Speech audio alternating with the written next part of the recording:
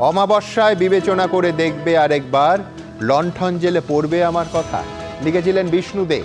জন্মদিনে আজ যার নাম শোনা গেল প্রধানমন্ত্রীর মুখে। এখন ভোটাররা কাদের কথা বিবেচনা করবেন সে তো বোঝা যাবে আগামী বছর। তবে প্রধানমন্ত্রী আজ রাজ্যে এসে আসল পরিবর্তনের ডাক দিলেন, জানিয়ে তীব্র আক্রমণ ছুঁড়ে দিয়েছে তৃণমূল কংগ্রেস। সেই নিয়েই আমাদের প্রথম প্রশ্ন। 2011-এ তৃণমূলের পরিবর্তনের পাল্টা 2026-এ আসল পরিবর্তনের ডাক নরেন্দ্র মোদী। জয় শ্রীরাম ছেড়ে জয় মা কালী, পরিবর্তন হয়েছে প্রধানমন্ত্রীরই, খোঁচা তৃণমূলের। আসল পরিবর্তন নাকি প্রত্যাবর্তন? 26-এ কি দেখবে বাংলা? দ্বিতীয় প্রশ্ন। বিজেপির রাজ্যে সম্মান পায় বাংলা। বাঙালি অস্মিতা বিজেপির কাছে সবার ওপরে। বাঙালি হেনস্থার আবহে দাবি প্রধানমন্ত্রী। তাহলে বাঙালিদের রোহিঙ্গা তকমা কেন? প্রশ্ন তৃণমূলের। এই দড়ি টানাটানির মধ্যে বাঙালি আবেগের ডিভিডেন্ড ঘরে তুলবে কে? তৃতীয় প্রশ্ন। কসবা থেকে আরজিকর কাণ্ড, নারী নির্যাতন ইস্যুতে সরাসরি তৃণমূলকে নিশানা প্রধানমন্ত্রী। রাজ্যের আনা অপরাজিতা বিল নিয়ে কেন চুপ কেন্দ্র? প্রশ্ন চন্দ্রিমা ভট্টাচার্যের। ক্ষমতায় যেই থাকুক কোনো রাজ্যেই কেন সুরক্ষিত নন মেয়েরা? আর চতুর্থ প্রশ্ন থাকবে, তৃণমূলের দুর্নীতিতেই বেকার হাজার হাজার শিক্ষক, সংকটে তাদের পরিবার ও স্কুলগুলো, সরব নরেন্দ্র মোদী। ব্যাপমে কি হয়েছিল? সুর চড়ালো তৃণমূল, কিন্তু এই টানা পড়ে নিয়ে কি যোগ্য চাকরিহারাদের আদৌ কোনো লাভ হবে? পঞ্চম প্রশ্ন। তৃণমূলের মাফিয়ারাজ ও গুন্ডা ট্যাক্সের ভয়েই রাজ্যে লোক নিয়ে আসছে না, দাবি প্রধানমন্ত্রী। তাহলে কেন বাংলায় কাজ করছে 1.5 কোটি পরিযায়ী শ্রমিক? প্রশ্ন তৃণমূলের। এই রাজনীতির লড়াইয়ে কি আদৌ আসবে বিনিয়োগ? তবে শুরুতেই আজ দেখাবো দুর্গাপুরে এসে ঠিক কি বললেন প্রধানমন্ত্রী, পাল্টা কি জবাব দিল এই রাজ্যের শাসক দল, একেবারে পাশাপাশি দেখুন। टीएमसी की सरकार जाएगी तभी असली परिवर्तन आएगा। टीएमसी जाबे तबेई আসল পরিবর্তন আসবে। 2011 সালের বিধানসভা নির্বাচনে পরিবর্তনের ডাক দিয়েছিলেন মমতা বন্দ্যোপাধ্যায়। মানুষকে আবেদন জানাবো, এবার আসুন পরিবর্তন নিয়ে আসুন, চলুন যাই পাল্টাই, চলুন যাই বদলাই, পরিবর্তন নিয়ে আসুন, বাংলায় নতুন ভোর আনুন। আর 2026 সালের বিধানসভা ভোটের দামামা বাজিয়ে দুর্গাপুরের সভা থেকে তৃণমূলকে হঠিয়ে আসল পরিবর্তনের ডাক দিলেন নরেন্দ্র মোদী। এ যেন তৃণমূলের পরিবর্তন বনাম বিজেপির আসল পরিবর্তনের লড়াই। आज हर कोई कह रहा है टीएमसी हटाओ, बंगाल बचाओ। टीएमसी हटाओ, टीएमसी के शोराओ, बांग्ला के बचाओ। परिवर्तन का कमल खिलाना है। বিকশিত বাংলা মোদির গ্যারান্টি। রামচন্দ্র যিনি দশভুজার অকাল বোধন করেছিলেন, আপনি তাকে আজকে একদম নাম উচ্চারণ করেননি। তো যাই হোক, এই পরিবর্তনটা আমরা দেখলাম। সুতরাং পরিবর্তন বাংলা চায় না, সরকারের নয়। 50টা সিট পাবেন কিনা সেটা হাতে গুনে গুনে দেখুন। ভিন রাজ্যে বাঙালি হেনস্থার প্রসঙ্গ তুলে বাঙালি আবেগে শান দিতে যখন রাস্তায় নেমেছেন মমতা বন্দ্যোপাধ্যায়, তখন পাল্টা অনুপ্রবেশ ইস্যু জোরালোভাবে তুলে ধরে জবাব দিলেন নরেন্দ্র মোদী। टीएमसी ने अपने स्वार्थ में पश्चिम बंगाल की पहचान को भी दांव पर लगा दिया है। इसके लिए यहां घुसपैठ को बढ़ावा दिया जा रहा है। बंगाल की अस्मिता के खिलाफ होने वाली किसी भी साजिश को बीजेपी कामयाब नहीं होने देगी। ये आपको मोदी की गारंटी है। বাংলায় এসে ঘুষপেটিও বলছেন, ত্রিপুরায় গিয়ে কেন বলছেন না? ত্রিপুরায় গিয়ে কেন বলছেন না? ওখান থেকে তো রোহিঙ্গা তারা ধরা পড়ছে। আপনি আসামে গিয়ে কেন বলছেন না? আপনি বিহারে গিয়ে কেন বললেন না? জাতীয় নির্বাচন কমিশন বলছে বিহার থেকে, নেপাল থেকে ঢুকে আসছে বিহারে। তো আপনি ঘুষপেটিও যতবার বলেছেন, তার রক্ষার দায়িত্ব প্রধানমন্ত্রী সরকারের, তিনি সেটাই ফেল করেছেন, এটা ওনার আত্মঘাতী গোল। দাঙ্গা থেকে ধর্ষণ, দুর্নীতি থেকে তোলাবাজি, সিন্ডিকেট রাজ থেকে মাফিয়া, ইস্যু ধরে ধরে তৃণমূল সরকারকে আক্রমণ করলেন নরেন্দ্র মোদী। टीएमसी यहां के एजुकेशन सिस्टम पर करप्शन और क्राइम का डबल अटैक कर रही है। भाजपा की तरफ से मेरा यह आग्रह है कि आप एक बार भाजपा को अवसर दें, एक ऐसी सरकार बनाएं जो ईमानदार हो, कामदार हो और दमदार हो। এই যুদ্ধ আসল যুদ্ধ নয়, কৃত্রিম যুদ্ধ হবে মোদি আর দিদির। এই কৃত্রিম যুদ্ধের মধ্যে দিয়ে উভয় দল তাদের নিজেদের লাভ করবার চেষ্টা করবে। ইস্যুর লড়াই শুরু, এরপর যুদ্ধ কোন পথে এগোয় সেদিকেই সবার নজর। দীপক ঘোষ, উজ্জ্বল মুখোপাধ্যায় ও মনোজ বন্দ্যোপাধ্যায়ের রিপোর্ট, এবিপি আনন্দ। দেখুন, পরিবর্তনের স্লোগান 10 কোটি বাঙালির খুব চেনা। 34 বছরের বামফ্রন্ট সরকারের পতনের ডাক দিয়ে 2011-তে মমতা বন্দ্যোপাধ্যায়ের স্লোগান ছিল পরিবর্তন চাই। আর আজ 2026-এর ভোট মাথায় রেখে 21শে জুলাইয়ের 3 দিন আগে রাজ্যে এসে তৃণমূল সরকারের পতনের ডাক দিতে গিয়ে সেই পরিবর্তন শব্দটাকে বিশেষণ যুক্ত করে প্রধানমন্ত্রী বললেন আসল পরিবর্তন চাই। তবে এমনিতে বিজেপির রণনীতিতে বড় পরিবর্তন তো দেখাই গেল।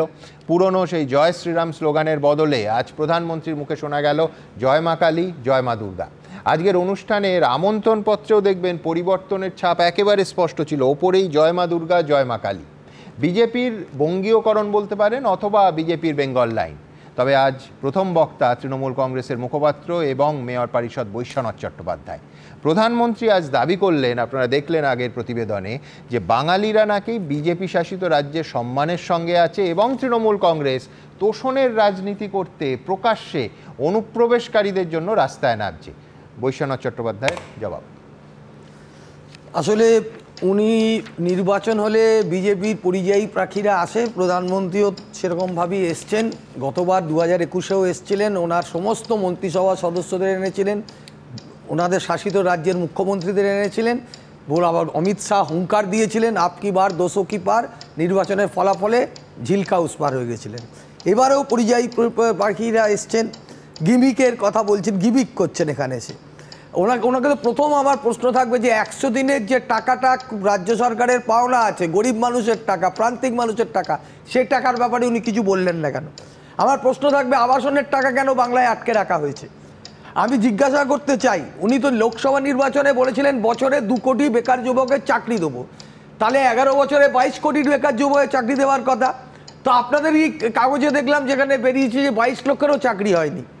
তা উনি যে বলেছিলেন যে বিদেশ থেকে কালো টাকা উদ্ধার করবেন, দেখা গেল দেশের ব্যাংকের টাকা লুট করে নিয়ে গেল যারা, তারা পিকনিক করছে, তারা পার্টি করছে, সেই ছবিও সংবাদ মাধ্যমে দেখলাম।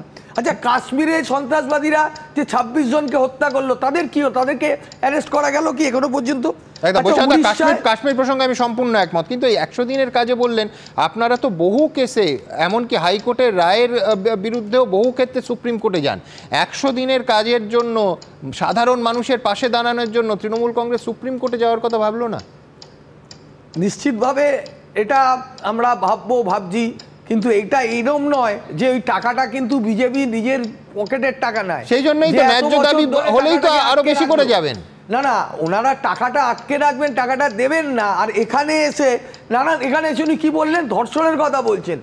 উড়িষ্যায় ওনাদের রাজ্যে, উনি যেখানে সরকারে আছেন, সেখানে 20 বছরের একটা বাচ্চা মেয়েকে কলেজের ভেতরে হেড অফ দ্য ডিপার্টমেন্ট তাকে এমন করলো যে সে গায়ে আগুন দিয়ে আত্মহত্যা করতে গেল। তাহলে ওনার তো হাতরাস, উন্নাও, প্রয়াগরাজ থেকে শুরু করে বিলকিস বেগম থেকে শুরু করে ওনাকে তো উত্তর দিতে হবে। উনি যে রাজ্যে আছেন, বিজেপি শাসিত রাজ্যগুলোতে যে এই অবস্থা, মহিলাদের যে অসম্মান করা হয়েছে, ধর্ষণ করা হয়েছে, এই একাধিক ঘটনা ঘটেছে, তার একটা কথা উনি উল্লেখ করলেন। এই রাজ্যে দাঁড়িয়ে উনি বলবেন উনি আয়নায় নিজের মুখটা দেখবেন না। উনি যে রাজ্যে সরকারে আছেন, ওনার কেন্দ্রীয় সরকার আছে, ডবল ইঞ্জিন সরকার আছে বলছেন। হ্যাঁ, ডবল ইঞ্জিন সরকার যে ফ্লপ হচ্ছে, সেটা তো উনি একবারে উত্তর দিলেন না। উনি এসে এখানে প্রতিবার মিথ্যাচার কুৎসা বদনাম করে চলে যান, আর নির্বাচন হেরে যান, হেরে যাওয়ার পর আর আসেন না, আবার যখন নির্বাচন আসেন।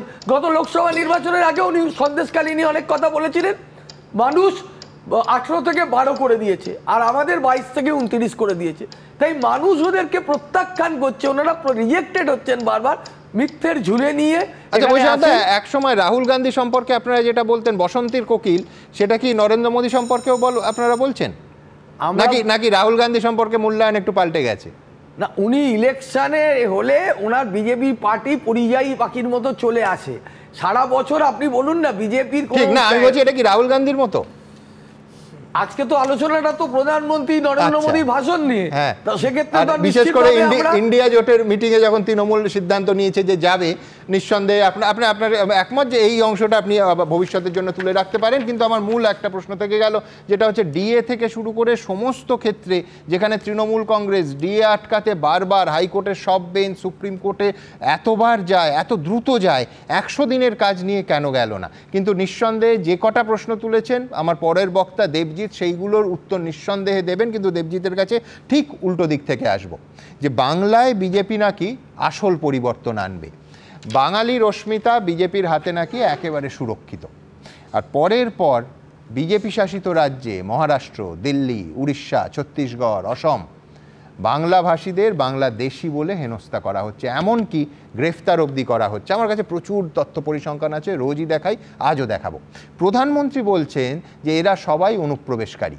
কিন্তু দেবজিৎ, আমার মূল প্রশ্ন থাকবে, তথ্য সে কথা বলছে না, স্পেসিফিক উদাহরণ দেব। 1 নম্বর, যে এই যে পুনেতে গোপালনগরের বাসিন্দা বিবেক গোস্বামীকে পুলিশ আটক করলো, পরে ছাড়তে বাধ্য হয়, তিনি অনুপ্রবেশকারী নন। আর তাই হলে শান্তনু ঠাকুর বাংলাদেশিদের অনুপ্রবেশকারীদের সার্টিফিকেট দেন, তার কারণ এই গোস্বামী সাহেবকে শান্তনু ঠাকুর সার্টিফিকেট দিয়েছে।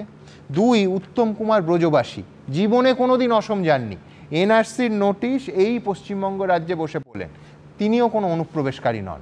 এর কোনো ব্যাখ্যা আছে দেবজিৎ? সুমনদা, 2-3টে বিচ্ছিন্ন ঘটনা দেখিয়ে এই চ্যানেলে বসে এই ধরনের আলোচনা করার আগে তার সঙ্গে আরও 4-5টা স্পেসিফিক দেখান না, যেখানে সত্যি সত্যি বাংলাদেশি ধরা পড়েছে। হ্যাঁ, উল্টোটাও দেখাচ্ছি। এই যে দিল্লিতে যে ইস্যুটা হচ্ছে, সেই ইস্যুটা কিন্তু কোর্ট নির্দেশিত, 1 নম্বর। 2 হচ্ছে, তোমরাও একটা অংশ বলো একটা বলো না, সেটা হচ্ছে মসজিদ থেকে বেআইনি হুকিংয়ের সাহায্যে বিদ্যুৎ বলছো, পাশাপাশি মন্দির থেকেও সেই একই জিনিস হয়েছে। সেই দুটো অংশই সমানভাবে দেখাবো এবং দেখাই। হচ্ছে যে যেটা আগের দিন আপনার এখানে আলোচনা হয়েছে, আমার যারা কলিগ তারা এসে দেখিয়ে দিয়ে গিয়েছিলেন যে একটা প্রাইভেট প্রপার্টির ওপরে অর্ডার হয়েছে এবং কোর্ট নির্দেশিত কারণে, আমি ওর মধ্যে যাচ্ছি না। কিন্তু কয়েকদিন ধরেই চ্যানেলে এটা জোর করে দেখানো হচ্ছে যে বিচ্ছিন্ন ঘটনা 1, 2, 3, 4টে, বাকি যারা সরাসরি ধরা পড়েছে লাখে লাখে বাংলাদেশে, অন্তত হাজারে হাজারে, তাদের কথা কেন বলছেন না? এটাও তো একটা ঘটনা। আপনারা এটা কেন দেখাচ্ছেন না যে 1 লাখের কাছাকাছি বাংলাদেশি ধরা পড়েছে, তার মধ্যে 4 জন, এটা তো কোল্যাটারাল ড্যামেজ, এরকম 2-1টা হয়েছে এবং সেটা তারা ছাড়াও পেয়েছে।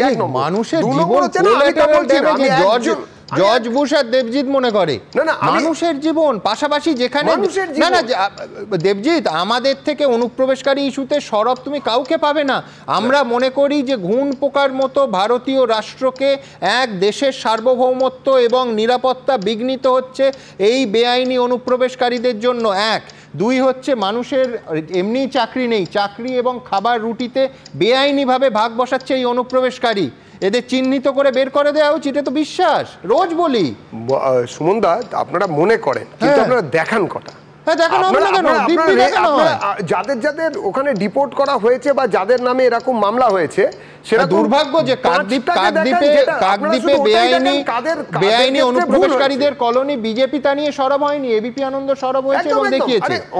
এটাই তো স্বাভাবিক, এটাই তো হওয়া উচিত, এটাই তো একটা দায়িত্বশীল মিডিয়ার এটাই তো কাজ। এটা তো কোনো অন্যায় তো আপনারা করেননি। কিন্তু আমার কথা, আমি এখানে আর্গুমেন্টে যাচ্ছি না, কিন্তু 1-2 বিচ্ছিন্ন ঘটনা যারা কিনা বাংলাদেশি অনুপ্রবেশকারী বলে ভুলবশত চিহ্নিত হয়েছিল, তার উল্টো দিকে দাঁড়িয়ে আপনারা আমাকে দেখান যে গাদা গাদা বাংলাদেশি অনুপ্রবেশকারী যাদের কিনা ঠিকভাবে শনাক্ত করা গেছে এবং ডিপোর্ট করার কথা হয়েছে, সেটাও তো দেখানো দরকার।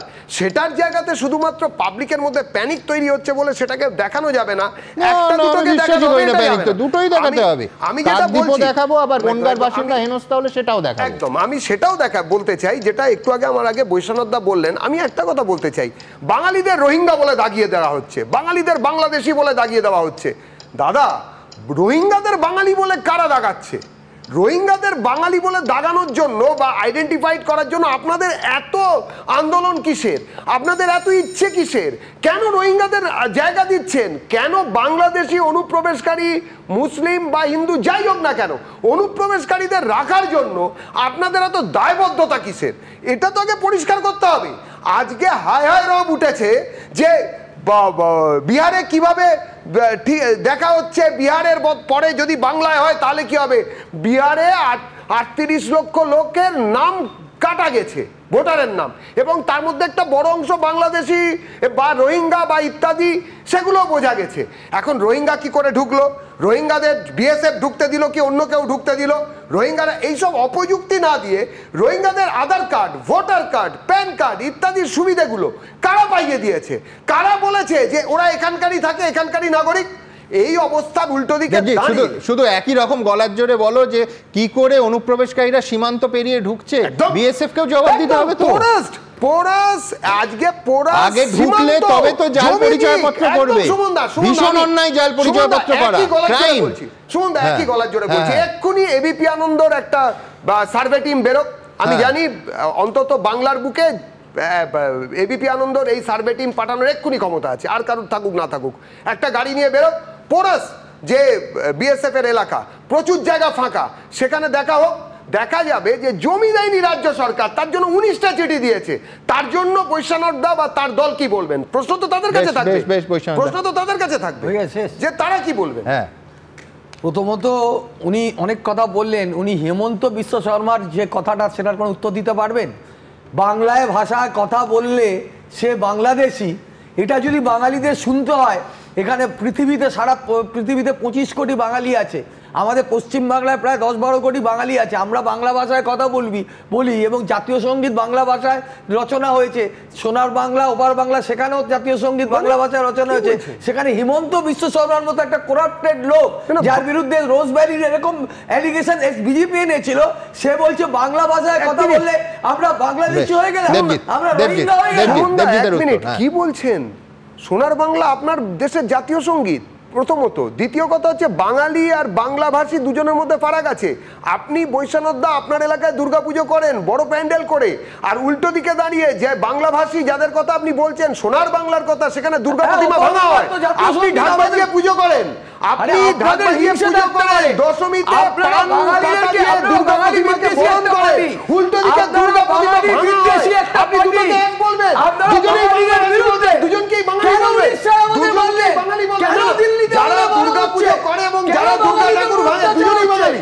বৈশাখা দুটো প্রশ্নকে গুলিয়ে দেবেন না। এক,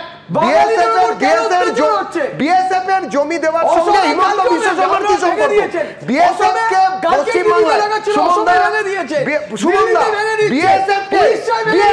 জমি দেওয়ার সঙ্গে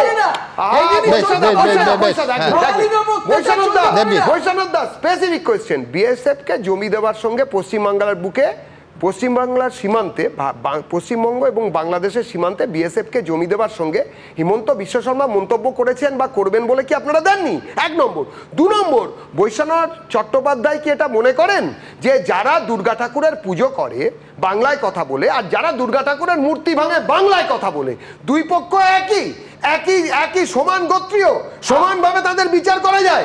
যারা মনে করে মূর্তি ভাঙতে হবে আর যারা মনে করে মূর্তির পুজো করতে হবে, তারা সমান? আপনার বিচারধারার সঙ্গে আমার বিচারধারার পার্থক্য আছে। বিচারধারার প্রশ্ন নয়, এটা বিচারধারার প্রশ্ন নয়, এটা বিচারধারার প্রশ্ন নয়, এটা বিচারধারা। আমি দুজনকেই এবার থামালাম, আমি দুজনকেই থামালাম, তার কারণ দুজনের বিচারধারার এতটা ফারাক যে আমি যদি সময় দিই মোটামুটি আর আগামী আধ ঘন্টা শুধু বিচারধারার ফারাক নিয়ে দুজনে অনর্গল দুজনের সঙ্গে সংঘাতে চলে যাবে। আর এই সংঘাতের জায়গাটাতে আমাদের একটা জায়গায় আপত্তি আছে। কেন আপত্তি? দুজনেই আজ সাদা রঙের পোশাক পরে এসছেন, আমার খুব ভালো লাগতো। দুজনেই এই যে বৃত্ত বা চতুষ্কোণ হিসেবে কল্পনা করুন যে এর মেরুগুলো দুটো জায়গায় মেরুকরণে আটকে যাচ্ছে। একটা হচ্ছে যে বাংলা ভাষীদের বাংলাদেশি বলে নিগ্রহ, আরেকটা হচ্ছে অনুপ্রবেশকারী। আমি বারবার বলছি যে দুটোই হচ্ছে জেনুইন সমস্যা এবং অত্যন্ত বড় সমস্যা, যা এই পশ্চিমবঙ্গ রাজ্যের বর্তমান এবং ভবিষ্যৎকে একই সঙ্গে ধাক্কা দিচ্ছে। অথচ আমাদের দুর্ভাগ্য যে প্রথম অংশটা নিয়ে যারা সরব, যারা চিৎকার করছেন, তারা দ্বিতীয় অংশটা নিয়ে স্পিকটি নট, আবার দ্বিতীয় অংশটা নিয়ে যারা আকাশ বাতাস ফাটিয়ে দিচ্ছেন, তাদের প্রথম অংশটি নিয়ে সামান্যতম তাদের কাছে কোনো ব্যাখ্যা নেই, অথবা তারা সম্পূর্ণ চুপ করে আছেন, সাতচরেও রা নেই। একেবারে স্পষ্ট। আমার খুব ভালো লাগতো যে এই রাজ্যের শাসক দল এবং প্রধান বিরোধী দল একই সঙ্গে দুটো ইস্যুর বাস্তবতা যদি মেনে নিত এবং কোথাও অন্তত প্রশাসনিকভাবে হাতে হাত ধরে কেন্দ্র এবং রাজ্য কাজ করত যাতে এই দুটো সমস্যা মেলানো যায়, আর কোনো উত্তম কুমার ব্রজবাসীকে এই হেনস্থার শিকার না হতে হয়, পাশাপাশি আর কোনো অবৈধ অনুপ্রবেশকারী যারা বেআইনিভাবে এ রাজ্যে এসে আমার আপনার রুটিতে ভাগ বসাচ্ছে, আমার আপনার চাকরিতে ভাগ বসাচ্ছে, অথবা এখানে একেবারে সরাসরি ক্রাইমের সঙ্গে, অপরাধের সঙ্গে যুক্ত হচ্ছে, তাদের সবাই মিলে যেন আইডেন্টিফাই করা যায়। পাশাপাশি একজন বাঙালিও শুধু বাংলায় কথা বলার অপরাধে তার হেনস্থা না হয়। আমি এইখান থেকে ঠিক এই বিষয়টা আজকে প্রধানমন্ত্রীর মঞ্চ থেকেও এলো, তৃণমূল তার জবাবও দিল, কিন্তু আবার দুর্ভাগ্যের দুটো মেরু সম্পূর্ণ আলাদা। এক দুয়ের কথা বললো না, আর দুই একের অস্তিত্বই স্বীকার করলো না, ব্যাস মিটে গেল। দেখুন, आज जब देश के सामने टीएमसी की साजिशें उजागर हो गई है, तो उसने घुसपैठियों के पक्ष में नई मुहिम शुरू कर दी है। বাংলাদেশে অনুপ্রবেশকারী বনাম বাঙালি হেনস্থা 26-এর বিধানসভা ভোটের আগে রাজ্য রাজনীতির অন্যতম প্রধান ইস্যু হয়ে উঠেছে এটাই। প্রত্যাশিতভাবেই শুক্রবার দুটো ইস্যুই বারবার উঠে এলো নরেন্দ্র মোদীর মুখে। তৃণমূলকে বিদ্ধ করতে প্রধানমন্ত্রী হাতে তুলে নিলেন অনুপ্রবেশ অস্ত্র, সেই সঙ্গে স্পষ্ট হুঁশিয়ারিও দিলেন রাজ্যের শাসক দলকে। দুদিন আগেই মমতা বন্দ্যোপাধ্যায় দাবি করেছিলেন বিজেপি শাসিত রাজ্যে বাঙালিদের ওপর অত্যাচার হচ্ছে। বিজেপির গায়ে কার্যত অবাঙালি তকমা লাগানোর চেষ্টা করেছিলেন তিনি। বাঙালিদের উপর আপনাদের এত রাগ কেন? কি করেছে বাঙালিরা আপনাদের? পাল্টা রাজ্যে এসে নরেন্দ্র মোদী দাবি করলেন পশ্চিমবঙ্গবাসীর জন্য নয়, তৃণমূল আসলে অনুপ্রবেশকারীদের বাঁচাতে রাস্তায় নেমেছে। टीएमसी अब उनके समर्थन में खुलकर उतर आई है, लेकिन मैं दुर्गापुर की धरती से साफ साफ कह दूं, जो भारत का नागरिक नहीं है, फिर से सुन लीजिए, जो भारत का नागरिक नहीं है, जो घुसपैठ करके आया है, उसके साथ भारत के संविधान के तहत न्याय सम्मत कार्रवाई होती रहेगी। কোন রাজ্য সরকার কিন্তু সীমান্ত পাহারার দায়িত্বে নেই, পশ্চিমবঙ্গ তো নয়, কোন রাজ্য সরকার নেই। তাহলে প্রধানমন্ত্রী আপনি আগে ফোকাস করুন আপনার হোম মিনিস্টার অমিত শাহকে, তার আন্ডারে বিএসএফ, আপনি ফোকাস করুন ওদের ঢুকছে কি করে। বাংলাদেশি জঙ্গির হাতে ভোটার কার্ড কিংবা ভুয়ো নথি দিয়ে আসল পাসপোর্ট তৈরির নজির এ রাজ্যের সামনে এসেছে। দুর্গাপুরের জনসভায় এই ইস্যুও বাদ দিলেন না নরেন্দ্র মোদী, তুললেন তোষণের অভিযোগও। यहां टीएमसी ने अपने स्वार्थ में पश्चिम बंगाल की पहचान को भी दांव पर लगा दिया है। इसके लिए यहां घुसपैठ को बढ़ावा दिया जा रहा है, घुसपैठियों के फर्जी कागज बनाए जा रहे हैं, इसका एक पूरा इकोसिस्टम यहां डेवलप किया गया है। ये पश्चिम बंगाल की देश की सुरक्षा के लिए खतरा है, ये बांग्ला संस्कृति के लिए खतरा है, लेकिन तुष्टीकरण के लिए टीएमसी हर हद पार कर रही है। বাংলায় যারা বঙ্গভাষী এবং অন্যান্য জায়গায় যারা বঙ্গভাষী তাদের রোহিঙ্গা বলে তাড়িয়ে দিচ্ছেন।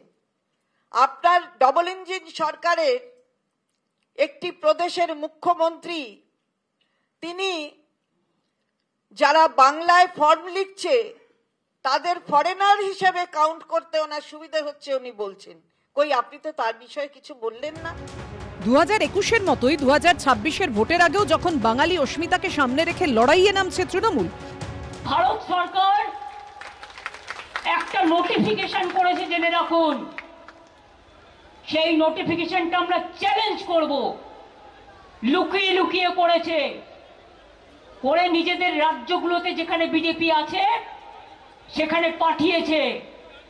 তাতে পরিষ্কার বলা হয়েছে, যাকেই সন্দেহ হবে বাংলা ভাষায় কথা বলে অ্যারেস্ট করবে। তখন সেই অস্মিতার প্রসঙ্গ তুলেই পাল্টা আক্রমণের কৌশল নিলেন নরেন্দ্র মোদী। भाजपा बांग्ला भाषा को प्रेरणा, परंपरा और पहचान का माध्यम मानती है। भाजपा के लिए बांग्ला अस्मिता सर्वोपरि है। देश में जहां भी भाजपा है वहां बांग्ला का सम्मान है, पश्चिम बंगाल के लोगों का सम्मान है। কে কত বড় বাঙালি, বাঙালির জন্য কার দরদ বেশি, বিধানসভা ভোটের আগে এই নিয়েই এখন তৃণমূল বিজেপির লড়াই। দীপক ঘোষ, উজ্জ্বল মুখোপাধ্যায় ও আশাবুল হোসেনের রিপোর্ট, এবিপি আনন্দ। দেখুন, কসবা কাণ্ড থেকে আরজিকর কাণ্ড বারবার প্রধানমন্ত্রীর ভাষণে উঠে এলো, কিন্তু আরজিকর কাণ্ড নিয়ে প্রধানমন্ত্রী এত কথা বললেন। সিবিআই তো প্রধানমন্ত্রীর দফতরের অধীন। আমি বলছি, অভয়ার মা বাবার ক্ষোভ এই মুহূর্তে যতটা কলকাতা পুলিশ কিংবা রাজ্য পুলিশের বিরুদ্ধে, ততটাই সিবিআইয়ের বিরুদ্ধে। আপনারা জানেন, কিছুদিন আগে অন ক্যামেরা তারা বলেছেন সিবিআই এখন কলকাতা পুলিশের মুখপাত্র, রাজ্য এবং সিবিআই প্যাক্ট হয়ে গেছে। আমি বলছি 4 দিনে এটা ফ্যাক্ট যে তদন্ত কলকাতা পুলিশ যা ফাইন্ডিংস ছিল সেই নিয়ে সিবিআই তার থেকে 11 মাসে 1 ছটাকও এগোতে পারেনি। আমার পরবর্তী বক্তা সব্যসাচী চট্টোপাধ্যায়ের কাছে থাকবে যে রাজনৈতিক ইস্যু হিসেবে মঞ্চের ওপর থেকে প্রধানমন্ত্রী বলছেন ঠিক আছে, কিন্তু এই আরজিকর ঘটনায় যারা সব থেকে বেশি ধাক্কা খেয়েছে, অপূরণীয় ক্ষতি হয়েছে, সেই পরিবারটা যারা মেয়েটিকে হারিয়েছে, তারা কলকাতা পুলিশের ওপর যতটা ক্ষোভ, আজকে সিবিআইয়ের ওপর ততটা ক্ষোভ। আর যে সিবিআই প্রধানমন্ত্রীর দপ্তরের অধীন। আমি বলছি এরও তো একটা কোথাও জবাব দিতে হবে। সব্যসাচী নমস্কার। খুব অদ্ভুত একটা সময়ের মধ্যে আমরা এই আলোচনা করছি। আজকে যখন এই আলোচনা করছি আমরা দেখতে পাচ্ছি অনেক উঁচু থেকে, মঞ্চ থেকে নেতা নেত্রীরা নানান কথা বলছেন, বাঙালি অস্মিতার কথা বলছেন, বাংলা ভাষায় কথা বলতে তাদের উপর আক্রমণের কথা বলছেন। আমার একটা কথা শুনতে পাবে, 21শে জুলাই তো এসে গেল। দেখুন, এই কথার যুদ্ধ চলছে, তখন আমার না একটা খুব পুরনো কথা মনে পড়ছিল যে এই নেতা নেত্রীরা বোধহয় ঠিক সময়ে ঠিক যদি পদক্ষেপ গ্রহণ করতেন তাহলে আজকের এই অবস্থাটা হতো না। যেমন একটু আগে বিজেপির প্রতিনিধি দেবজিৎ সরকার মহাশয় তিনি বললেন বক্তব্য রাখবার সময় যে এই বর্ডার টর্ডার রাজ্য সরকারের ভূমিকা সেই সব রাখবার ক্ষেত্রে তারা যদি কনসার্ন হতেন বর্ডার নিয়ে, তাহলে বোধহয় আজকে এই অবস্থাটা আমাদের দেখতে হতো না। আবার উল্টো দিকে আপনি জানেন 2021 সালে আমাদের রাজ্যের সরকার, যখন কেন্দ্রের সরকার গুজরাটের বর্ডার এরিয়া সেটা যেটা ছিল 50 কিলোমিটার পর্যন্ত বিএসএফ, সেটা কমিয়ে 15 কিলোমিটার করলো। তার আগে ওই আদানিদের বন্দরে সেখানে একটা বড় সংখ্যক ওই নার্কোটিক্স উদ্ধার হলো। তারপরেও অত বড় একটা ইন্টারন্যাশনাল বর্ডার শেয়ার করার পরেও সেখানে যখন এই জুরিসডিকশন বাড়িয়ে কমিয়ে দিল গুজরাট আর বাংলায় 15 কিলোমিটারটা বেড়ে 50 কিলোমিটার হয়ে গেল, আমাদের রাজ্য সরকার গিয়ে সংবিধান প্রদত্ত যে ক্ষমতা, যেটা সংবিধানের 131তম অনুচ্ছেদে বলা আছে রাজ্য এবং কেন্দ্রের মধ্যে ডিসপিউট, তারা কিন্তু একবারও সেখানে গেলেন না। উল্টো দিকে আমরা দেখলাম তৎকালীন এবং এর আগে বিজেপির সরকারের অন্যতম বিজেপির নেতা, তিনি নিজেও বিজেপির মন্ত্রী হয়েছে, বিজেপির প্রার্থী হয়েছিলেন, আমাদের প্রাক্তন অ্যাডভোকেট জেনারেল সেই সময়ে, তাকে অ্যাডভোকেট জেনারেল করা হলো 21-এর পর।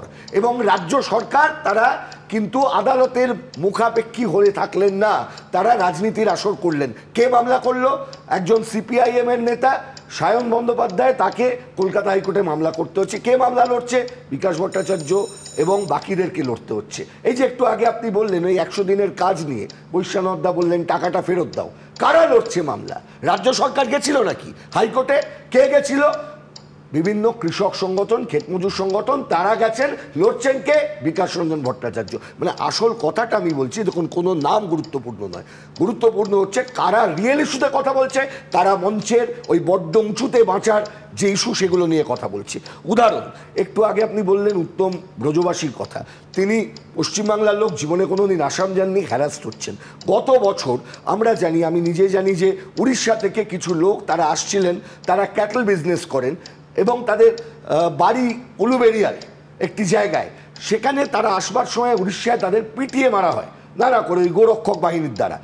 তারা এখানে যখন এলেন, তাদের মানে বাড়ির লোকেদের কাছে যখন যাওয়া হচ্ছে, শোনা যাচ্ছে তৃণমূলের লোকেরা বলছে না না এসব এফআইআর করে লাভ নেই, এগুলো চেপে যেতে হবে।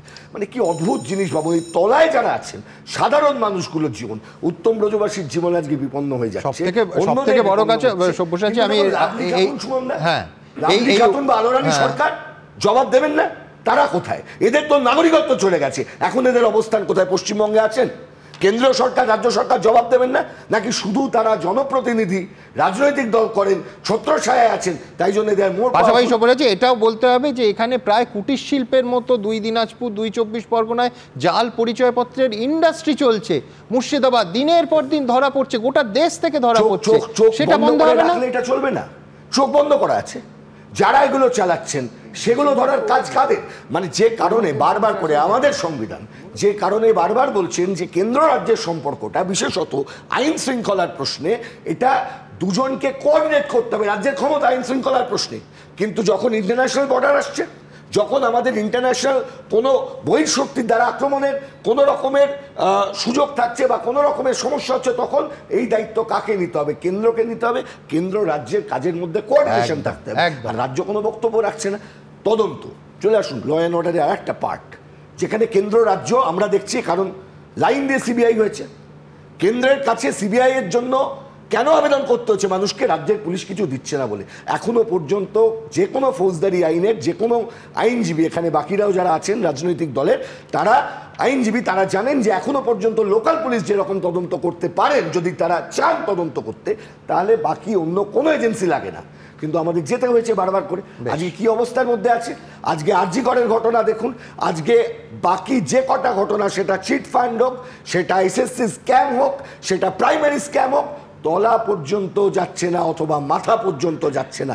এই যে দুর্নীতির প্রশ্নে আসলে সুমনদা একটা ছোট্ট কথা বললেই বুঝতে পারবেন। একটু আগে চন্দ্রিমা ভট্টাচার্য ম্যাডাম বলছিলেন বলবার সময় যে আমাদের মা কালী, মা দুর্গা আছে। আসলে এটা এই ন্যারেটিভটা 2018 সালের 26শে নভেম্বর জামমুনিতে একটি সভা থেকে মমতা বন্দ্যোপাধ্যায় এই ন্যারেটিভ প্রথম নামিয়েছিলেন। ওদের যদি শ্রীরাম থাকেন, আমাদের মা কালী, মা দুর্গা আছেন। আসলে মা কালী, মা দুর্গা, শ্রীরাম, রামচন্দ্র, অকালবোধন সব কিছু হচ্ছে, কিন্তু দিনের শেষে উত্তম ব্রজবাসীদের মতন সাধারণ মানুষ যারা, তাদের জীবনটা বদ্ধ নিচুতে চলে যাচ্ছে এই নেতাদের নিজেদের স্বার্থের জন্য। বৈশাখ চট্টোপাধ্যায়, ইনফ্যাক্ট ঘটনাচক্রে এইমাত্র আমি লক্ষ্য করলাম যে আমার প্রথম 3 জন বক্তা যারা 3টে রাজনৈতিক দলের সঙ্গে যুক্ত, তাদের 3 জনের পোশাক শুধু কাছাকাছি রঙের তা নয়, পেশায় তারা 3 জনই আইনজীবী। জোকস ব্যাপার।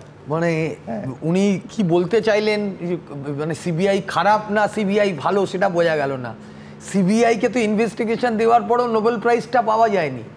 এই যে অনুজ পাণ্ডে, ডালিম পাণ্ডে, এই যে গুলি চালিয়েছিল নেতাইতে, নিরীহ গ্রামবাসীরা যারা হত্যা হয়েছিল, এখানে সিবিআইকে এনকোয়ারি করতে দেওয়া হয়েছিল, কিন্তু অ্যারেস্ট করেছিল, আলটিমেটলি ধরেছিল কিন্তু সিআইডি। সিবিআই ফেলিওর হয়েছিল। সিআইডি তখন সিআইডি কারা চালাতেন?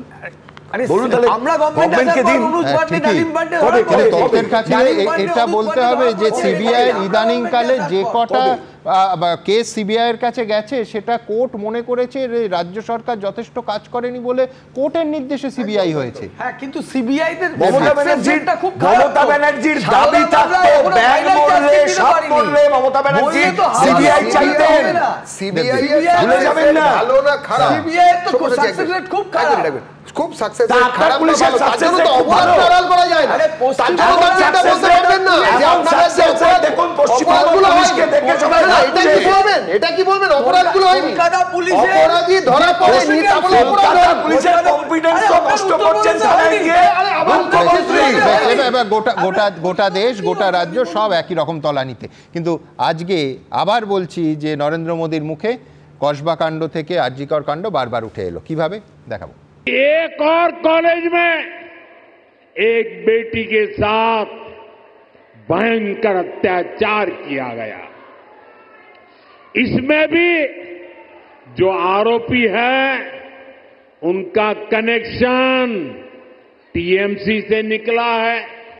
কসবা গণধর্ষণ কাণ্ড, আইন কলেজের মধ্যেই ছাত্রীকে যৌন নির্যাতন, অভিযুক্ত একদা তৃণমূল ছাত্র পরিষদের দাপুটে নেতা ও তৃণমূল কর্মী মনোজিৎ মিশ্র, যার মাথায় কলেজের পরিচালন সমিতির সভাপতি ও তৃণমূল বিধায়কের হাতের অভিযোগ উঠেছে। দুর্গাপুরের সভা থেকে এই প্রসঙ্গ তুলে নারী নিরাপত্তা নিয়ে তৃণমূলকে বিঁধলেন নরেন্দ্র মোদী, টেনে আনলেন আরজিকর ধর্ষণ খুনের প্রসঙ্গ। ये उस धरती पर हो रहा है जिसने कादम्बिनी गांगुली जैसी बेटी को संस्कार दिए, जो भारत की पहली वेस्टर्न मेडिसिन डॉक्टर थी। आज उनका जन्मदिन भी है, लेकिन आज पश्चिम बंगाल में अस्पताल भी बेटियों के लिए सुरक्षित नहीं है। और आप सबने देखा है जब यहां डॉक्टर बेटी के साथ अत्याचार हुआ तो कैसे टीएमसी सरकार अपराधियों को बचाने में जुट गई। इस घटना से देश अभी बाहर निकला भी नहीं था कि एक और कॉलेज में एक बेटी के साथ भयंकर अत्याचार किया गया। বিজেপি শাসিত রাজ্যগুলোতে একের পর ওড়িশায় তো কলেজের মধ্যে বিভাগীয় প্রধান শিক্ষকরা শ্লীলতাহানি করছে, মেয়েটি বিচার পাচ্ছে না, নিজে গায়ে আগুন দিয়ে মারা যাচ্ছে। পশ্চিমবঙ্গ একটা ঘটনাও আমরা চাই না। বাম জমানার থেকে কমেছে, অন্য রাজ্যের থেকে কমেছে, কিন্তু নরেন্দ্র মোদীর অধিকার নেই এখানে এসে কথা বলার, কারণ তাঁর দলের রাজ্যগুলোতে এই জিনিস হয়ে আছে।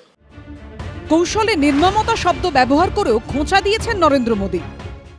टीएमसी के बड़े नेता मंत्री आरोपियों के बजाय पीड़ित को ही दोषी ठहराते रहे। ऐसे कई उदाहरण हैं जो टीएमसी की निर्ममता के साक्षी है। हमें मिलकर के बंगाल को इस निर्ममता से मुक्ति दिलानी है। নরেন্দ্র মোদী সিবিআই কলকাতা পুলিশের গ্রেফতারিটা যে ঠিক ছিল ধর্ষণ এবং খুনের মামলায়, আপনার সিবিআই সেটা সার্টিফাই করে দিয়েছে কোর্টে। আপনি আবার কথা বলছেন কি? দ্বিতীয় কসবার ঘটনা, সঙ্গে সঙ্গে অ্যারেস্ট হয়েছে। আপনি বলছেন তৃণমূল নাকি দোষীদের মদত দিচ্ছে। আরে মদত কোথায়? অ্যারেস্ট হয়েছে। আরজিকর কাণ্ডের পর পুলিশের বিরুদ্ধে তথ্য প্রমাণ লোপাটের অভিযোগ উঠেছিল, যার তদন্ত এখন করছে প্রধানমন্ত্রীর দপ্তরেরই অধীনস্থ সিবিআই। পশ্চিমবঙ্গে প্রায় 50% ভোটার এখন মহিলা, তাই তৃণমূল থেকে বিজেপি সবার নজর মহিলা ভোটের দিকে। নারী নির্যাতন বিধানসভা ভোটে কত বড় ইস্যু হয়ে ওঠে সেটাই দেখার। দীপক ঘোষ, আশাবুল হোসেন ও শিবাশিস মৌলিকের রিপোর্ট, এবিপি আনন্দ। দেখুন, বাঙালি যে আত্মবিস্মৃত জাতি, এ নিয়ে কিন্তু খুব একটা তর্ক বিতর্ক চলতে পারে না। আমার মনে হয় যে মাঝে মাঝে বড় বড় রাজনীতিবিদরা যদি এ রাজ্যে আসেন, দুর্ভাগ্যজনকভাবে বাঙালি তাদের অনেক মনীষীকে যেভাবে ভুলে গেছে, বিশেষ করে তাদের জন্মদিন ভুলে গেছে, তাহলে এই রাজনীতির সূত্র ধরে অন্তত তার চর্চা হতে পারে। কেন বলছি? যে আজকে বিষ্ণুদের জন্মদিন প্রধানমন্ত্রী তার ভাষণে মনে করিয়ে দিলেন। ডক্টর কাদম্বিনী গঙ্গোপাধ্যায়ের জন্মদিন আজকে প্রধানমন্ত্রীর ভাষণে। অনেক দিন পর কোনো রাজনীতিবিদের ভাষণে দ্বারকানাথ ঠাকুরের নাম এলো, বিধান রায় থেকে স্যার বীরেনের নাম এলো। আমি বলছি মাঝে মাঝে এইসব বড় রাজনীতিবিদরা প্রচুর হোমওয়ার্ক করে যদি আসেন, তাহলে যেটা সুবিধে যে আত্মবিস্মৃত বাঙালি অন্তত কয়েকটা জন্মদিন মনে রাখতে পারে। কিন্তু with a very serious note, আমার পরবর্তী বক্তা শুভময় মৈত্রের কাছে যাব। শুভময়দা, প্রধানমন্ত্রীর দায়টা কি ছিল? তাহলে কি এত নাম বলা, এত বাঙালিদের সঙ্গে যোগাযোগ আছে, এই রকম ঘটনার উল্লেখ এই কারণে যে মূলত বিজেপি অবাঙালিদের দল নয়, বাঙালি বিরোধী তো নয়, বরঞ্চ বঙ্গ বিজেপির অনেকটা বাঙালিয়ানা আছে। এইটা বোঝাতেই এই নামগুলো, বিশেষ করে তাদের জন্মদিনের উল্লেখ এইভাবে এত ডিটেলসে, এত মাইক্রো লেভেলে করলেন প্রধানমন্ত্রী। এদিকে ওরে লাল কমলের নীলকমলের হাতে ভাইয়ের মিলে প্রাণের লাল নিশান, তাদের কথা হাওয়ায়, কৃষাণ কাস্তে বানায় ইস্পাতে, কামার সালে মজুর ধরে গান। বিষ্ণুদের এই লেখাটা হোমওয়ার্কের মধ্যে শেখানো হয়েছিল কিনা এবং এটা শেখানোর পর নরেন্দ্র মোদী বিষ্ণুদের কথা বলতেন কিনা, এটা কিন্তু একটা বড় প্রশ্ন। তবে শ্রমিকবাবু পশ্চিমবঙ্গ বিজেপির সভাপতি হওয়ার পর আমরা যেটাকে বলি বামপন্থী বিজেপি আর কি, তাদের একটা প্রভাব পশ্চিমবঙ্গের রাজনীতিতে একেবারে লক্ষ্য করা যাচ্ছে। এবং সত্যিই তো বাঙালি অস্মিতার জায়গায় বিষ্ণুদের কথা আসবে না তো কার কথা আসবে? ফলে দেবজিৎরা হয়তো চেষ্টা করছে বাকি যেটুকু বামপন্থী ভোট আছে সেটা পাওয়ার, এবং সেটা তারা বারবার বলেওছে যে ওই ভোটটা পেলে তাদের যে ভোটের ব্যবধান সেটা মুছে যাবে। ফলে সেই জায়গায় দাঁড়িয়ে এটা কিন্তু বলতেই হবে। ইনফ্যাক্ট শ্রমিক ভট্টাচার্য ঘটনাচক্রে আজকেও বলেছেন যে পতাকার রং কিছুদিন ভুলে যান একেবারে। আর গেরুয়া লাল তো খুব দূরের রং নয় আর কি, নীল সাদাটা বরং একটু যদি ওই বেনিয়াসহ কলায় দেখেন, তার যে বিভিন্ন আমরা বলি যে ওয়েভ লেংথ আর কি, সেইগুলো ম্যাচ ট্যাচ করিয়ে কে কার কাছাকাছি এটা বোঝা খুব শক্ত। কিন্তু প্রশ্ন হচ্ছে যেটা খুব গুরুত্বপূর্ণ, একেবারে পাঠ্য বই থেকে উঠে আসা রাজনীতি, পরীক্ষার একেবারে ভালো দুই ছাত্রছাত্রী তারা পড়াশোনা শুরু করে দিয়েছেন। 16ই জুলাই বাঙালি নিয়ে তৃণমূলের বিরাট মিছিল, বামপন্থীরাও তার আগে একটা মিছিল করেছেন কিন্তু আকারে অতটা বড় হয়নি। 18ই জুলাই নরেন্দ্র মোদীর সভা, 21শে জুলাইয়ের আবার এরপরে সভা আসবে। অর্থাৎ ঠিক সময় মতো তৃণমূল এবং বিজেপি কিন্তু তাদের যে রাজনীতি সেই রাজনীতিতে যথেষ্ট এফর্ট দিতে শুরু করেছে। অধীরবাবু কি বললেন? কৃত্রিম যুদ্ধ। আমরা সারাক্ষণ বলি বিজেপি তৃণমূল সেটিং, তাদের পশ্চিমবঙ্গের মানুষ কিছুতেই সিপিএম কংগ্রেসকে বেশি ভোট দিচ্ছেন না, ঠিক তাদেরই দিচ্ছেন। এই কারণটাই হচ্ছে আপনি বৈশ্বনাথদাকে বারবার রাহুল গান্ধীর কথা জিজ্ঞেস করেছেন এবং পরিযায়ী পাখির কথা বলা হচ্ছে তো, কিন্তু শুধু ভোটের সময় যদি তাই ধরি যে পরিযায়ী পাখি হিসেবে বিজেপি নেতৃত্ব আসছেন, রাহুল গান্ধী কয়েকবার স্পর্শকের মতো উত্তরবঙ্গ ছুঁয়ে চলে যাওয়া ছাড়া গান্ধী পরিবারের কদিন পশ্চিমবঙ্গে এসেছেন? আজকে সত্যি সিপিএম তো মা কালী মা দুর্গাকে নিতে পারে না, তাদের যে রাজনৈতিক ভাবনা, কিন্তু যেখানে রাম নিয়ে এসেছে বিজেপি উত্তর ভারতের, উড়িষ্যার থেকে জগন্নাথ নিয়ে এসে তৃণমূল কংগ্রেস তো অন্তত কালী দুর্গা এদের আগে নিতে পারত, সেই সময়টুকুও তারা রাজনীতিতে দিচ্ছে না। অর্থাৎ বিজেপি এবং তৃণমূল যে কঠোর পরিশ্রম করছে পশ্চিমবঙ্গের রাজনীতি নিয়ে, তাদের মধ্যে কি আন্ডারস্ট্যান্ডিং, কি সমীকরণ, গোপন চলরাশি এগুলো থাকুক, কিন্তু তাদের যে লড়াইটা সেই জায়গাটা খুব গুরুত্বপূর্ণ। এবং এখানে কয়েকটা দান্দিক প্রশ্ন আসবে। কাদম্বরী বসু, কুলীন কায়স্থ, জন্ম তার 18ই জুলাই 1861 ভাগলপুর, 1863-তে সম্ভবত, 1883-তে 12ই জুন বিবাহ দ্বারকানাথ গাঙ্গুলির একদম। এবং তারপর তিনি কি করলেন? মেডিকেল কলেজে 1884-তে ভর্তি হলেন, অসাধারণ পড়াশোনায় ভালো, অসাধারণ বাগ্মী, স্কটল্যান্ডে গেছিলেন পড়াশোনা করতে। এবং ওয়েস্টার্ন মেডিসিনের কথা বললেন নরেন্দ্র মোদী। আয়ুষ নিয়ে কি হবে তাহলে? এই প্রশ্ন তো আমাদের আসবে যে কতটা গুরুত্ব কাকে দেবো। ওয়েস্টার্ন মেডিসিনকে যদি নরেন্দ্র মোদী গুরুত্ব দেন, যদি বাড়ির মাথায় ছাদ দেন, যদি সারা ভারত জুড়ে গরিব মানুষের কথা বলেন, তাহলে তো সিপিএমের দুঃখের কোনো কারণ নেই। 100 দিনের প্রকল্প যদি ভালোভাবে চালান, এই জায়গাটা অত্যন্ত গুরুত্বপূর্ণ। এবং একই সঙ্গে বিষ্ণুদে 18ই জুলাই 1909 তার যে কবিতা, সেইখানেই যেখানটা শেষ বলতে হবে বাঙালি আবেগের যে ডিভিডেন্ড, তৃণমূল এবং বিজেপি তো নেওয়ার চেষ্টা করছে এই ডিভিডেন্ডটা। জনসমুদ্রে জেগেছে জোয়ার, হৃদয় আমার চড়া, চোরাবালি আমি দূর দিগন্তে ডাকি, কোথায় ঘোড়া সওয়ার। তৃণমূল বিজেপির যে বড় বড় নেতা, তারা ঘোড়া সওয়ার হয়ে পশ্চিমবঙ্গের শিক্ষা, স্বাস্থ্য, পশ্চিমবঙ্গের মানুষের হাতে কাজ, পশ্চিমবঙ্গের বিপুল শিল্পের উন্নয়ন, এই ঘোড়া সওয়ারদের কিন্তু আমরা সত্যি চাই। তৃণমূল বিজেপি ঠিক যে রাজনীতি করছে, আমাদের সামনে যা দেখাচ্ছে, আমরা তার থেকেও পরিবর্তন তো কনস্ট্যান্ট, আমরা সব সময় বলি আমরা তৃণমূল বিজেপির সেই পরিবর্তন চাই যেখানে আরও উন্নততর তৃণমূল বিজেপি, নতুন দিনের স্বপ্ন, নতুন ঘোড়া সওয়ার তৃণমূল বিজেপির। দেখা যাক কবে আমরা পাই। অনেক ধন্যবাদ শুভময়দা। আসলে আয়ুষ এবং ভারতীয় চিকিৎসার, ভারতীয় অ্যালোপ্যাথি চিকিৎসার আইকন, আমি বলছি এর দান্দিক বস্তুবাদ, এটা কিন্তু একটা চমৎকার থিওরি, চমৎকার আলোচনার, একদম পৃথক আলোচনার বিষয় হতে পারে। কিন্তু এইখান থেকে আমার পরবর্তী প্রতিবেদন যে শিক্ষা, একদিকে প্রাথমিক শিক্ষা, অন্যদিকে উচ্চশিক্ষা, একেবারে সরাসরি আজকে এই শিক্ষা এবং শিক্ষাকেন্দ্রিক দুর্নীতি ওই রাজনীতির মঞ্চ থেকে বিজেপির এবং প্রধানমন্ত্রীর হাতিয়ার হলো। দেখুন, আমাদের চাকরিগুলো চলে গেছে, আমাদের বাবা মা কে খাবে, আমার বাচ্চা আছে কি খাবে? ये जो हजारों शिक्षक बेरोजगार हुए हैं, इसका कारण टीएमसी का भ्रष्टाचार है। টাকার বিনিময়ে চাকরি বিক্রি হয়েছে। দুর্নীতির জেরে অযোগ্যদের পাশাপাশি চাকরি গেছে যোগ্যদেরও। আজ তারা কখনো পুলিশের লাথি খাচ্ছেন, কখনো লাথি। এই প্রেক্ষাপটে ফের একবার পশ্চিমবঙ্গে এসে শিক্ষক দুর্নীতিকে জোরালোভাবে তুলে তৃণমূল সরকারকে বিঁধলেন নরেন্দ্র মোদী। प्राइमरी एजुकेशन हो या फिर हायर एजुकेशन, सबको बर्बाद किया जा रहा है। टीएमसी यहां के एजुकेशन सिस्टम पर करप्शन और क्राइम का डबल अटैक कर रही है। ये जो हजारों शिक्षक बेरोजगार हुए हैं, इसका कारण टीएमसी का भ्रष्टाचार है। इससे हजारों परिवार तो उन पर तो संकट आया ही है। स्कूलों में जो लाखों बच्चे पढ़ रहे हैं, उनका भविष्य भी टीचर्स की कमी के कारण अंधेर में है। মধ্যপ্রদেশের ব্যাপক কেলেঙ্কারি কি হয়েছিল? কেন্দ্রীয় সরকারের যে পরপর পরীক্ষাগুলোতে কেলেঙ্কারি চলছে, তার কৈফিয়ত কে দেবে?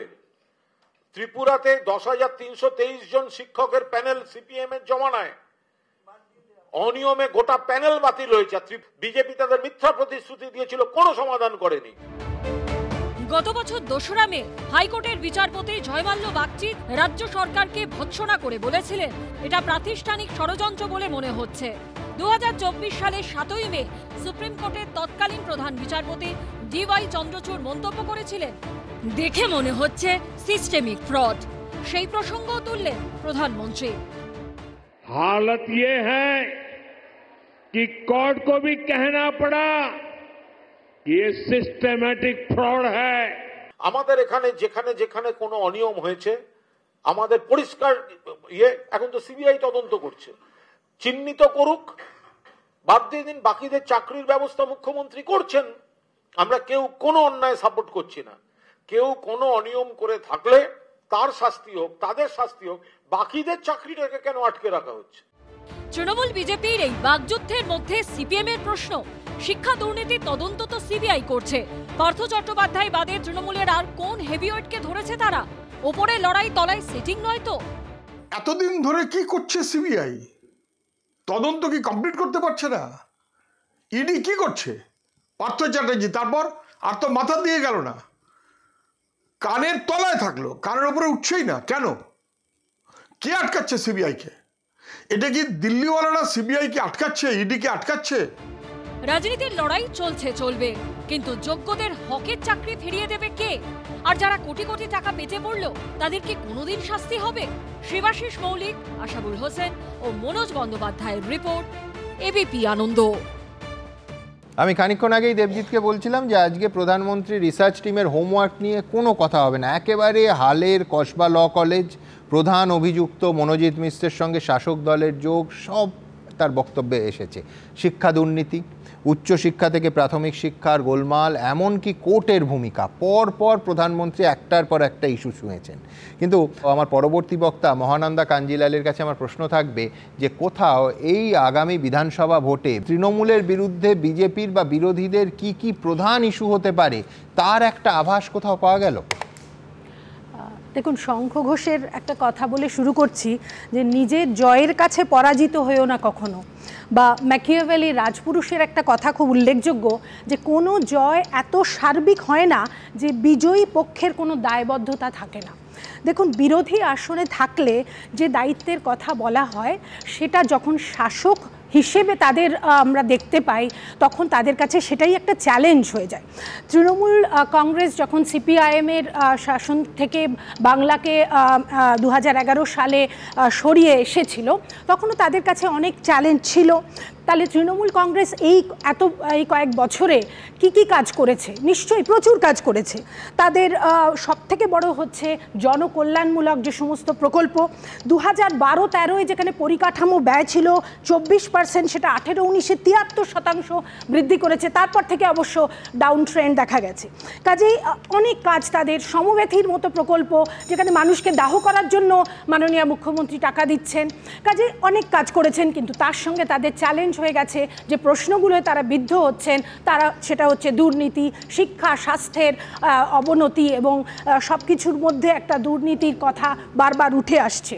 যেখানে বাঙালিদের সবথেকে বড় অস্মিতার জায়গা হচ্ছে শিক্ষা, এ বিষয়ে কোনো সন্দেহ নেই। এবারে আমরা যদি দেখি যে বিজেপি যখন এই বিরোধী আসনে থেকে যে কথাগুলো বলছেন, সেটা কাদম্বিনী বসুই হোক বা বিষ্ণুদের কবিতাই হোক, তাদের ক্ষেত্রেও চ্যালেঞ্জ কিন্তু কম নয়। তার কারণ হচ্ছে বাঙালি অস্মিতার সঙ্গে এই ধর্মনিরপেক্ষ ভাবটা অঙ্গাঙ্গিকভাবে জড়িত। কাজে সেখানে এই চ্যালেঞ্জটাও কিন্তু বিজেপির সবথেকে বড় চ্যালেঞ্জ বলে আমার মনে হয়। আজকে মাননীয় প্রধানমন্ত্রীর মুখে আমরা উন্নয়নের কথা শুনলাম, খুব ভালো কথা, কিন্তু এটা তো ঠিক কথাই যে বাংলা তো 1 নম্বর ছিল। জাহাজ নির্মাণ, বাষ্পচালিত তাঁত, আয়রন অ্যান্ড স্টিল কোম্পানি, কাগজ শিল্প, খনিজ শিল্প, 96% কয়লা বাংলা থেকে রপ্তানি হতো। সেই জায়গা থেকে তো আমরা অনেকটা সরে এসেছি, বাংলার জায়গাটা কমে গেছে, বিরাট চ্যালেঞ্জ। কাজে এটা যেমন একটা ব্যাপার। এছাড়া নারীদের সুরক্ষা একটা খুব চর্চিত বিষয় হয়ে উঠেছে এবং এটা আমরা দেখতে পাচ্ছি যে নিশ্চয়ই অবশ্যই একটা সিরিয়াসলি দেখার মতো বিষয়, কিন্তু ওই আবার গ্লোবাল জেন্ডার গ্যাপ ইন্ডেক্সে আমরা 148টা দেশের মধ্যে 131। কন্যা ভ্রূণ হত্যা এখনো পর্যন্ত বন্ধ করা যায়নি। কাজে অনেক চ্যালেঞ্জ, কাজে সব বাল্য বিবাহ তো নিশ্চয়ই আছে, কাজে অনেক চ্যালেঞ্জ। তার থেকে এছাড়াও আরেকটা কথা বলবো, অপুষ্টি। যেখানে শিশুদের অপুষ্টিটা বিদেশের সেমিনারে আমরা আলোচনা করছি, সেখানে মিড ডে মিলের বরাদ্দ বাড়ছে না, যাতে একটা বাচ্চাকে 7 টাকা 5 টাকার বেশি বরাদ্দ করা যাচ্ছে না, যাতে একটা ডিমও হয় না।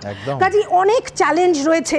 কিন্তু আমি আবারও বলবো, ভাষণ বা বক্তৃতা তার থেকে বেশি কিন্তু দেশের মানুষ উদ্গ্রীব হয়ে থাকে যে সত্যিকারের উন্নয়ন। সেটা টিএমসি গভর্নমেন্ট এসে অনেক উন্নয়ন নিশ্চয়ই করেছে, তাদের জনকল্যাণমূলক প্রকল্পের কোনো বিকল্প হয় না, কিন্তু তার সঙ্গে যে সমালোচনায় তারা বিদ্ধ হচ্ছে সেটা কিন্তু তাদের কাছে চ্যালেঞ্জ থাকবে। এবং যারা বিরোধী হিসেবে লড়াই করছেন তারা নিশ্চয়ই বলবেন সেটা শুধুমাত্র মা দুর্গা, মা কালীর নাম নিলে হবে না জয় শ্রীরামের বদলে, তাদের চ্যালেঞ্জও কিন্তু সেই উন্নয়নের চ্যালেঞ্জ। এবং বারবার আমরা দেখতে পাচ্ছি নারী নির্যাতনের কথা যদি বলি, উন্নাও হাতরাস তো আসবেই, তার সঙ্গে একজন ধর্ষককে মালা দিয়ে বরণ করা হয়, সেই প্রসঙ্গ নিশ্চয়ই আসবে। কাজে আপনি আচরি ধর্ম পরের শিখাও, এটা যেমন কথা। আরেকটা কথা বলে শেষ করব, ড্যানিয়েল কানিম্যানের একটা খুব ইম্পর্টেন্ট থিওরি ইকোনমিক্সে আছে, যেটা হচ্ছে আমরা বলে থাকি ম্যান ইজ র্যাশনাল, কিন্তু উনি উল্টো কথা প্রমাণ করেছেন, ম্যান ইজ নট র্যাশনাল। অর্থাৎ যদি 500 টাকা নিশ্চিত থাকে আর 50% চান্স অফ 1000 টাকা পাওয়ার অপশন থাকে, তাহলে মানুষ কিন্তু ওই ফার্স্ট চয়েস অর্থাৎ ওই 500 টাকাটাকে বেছে নেয়।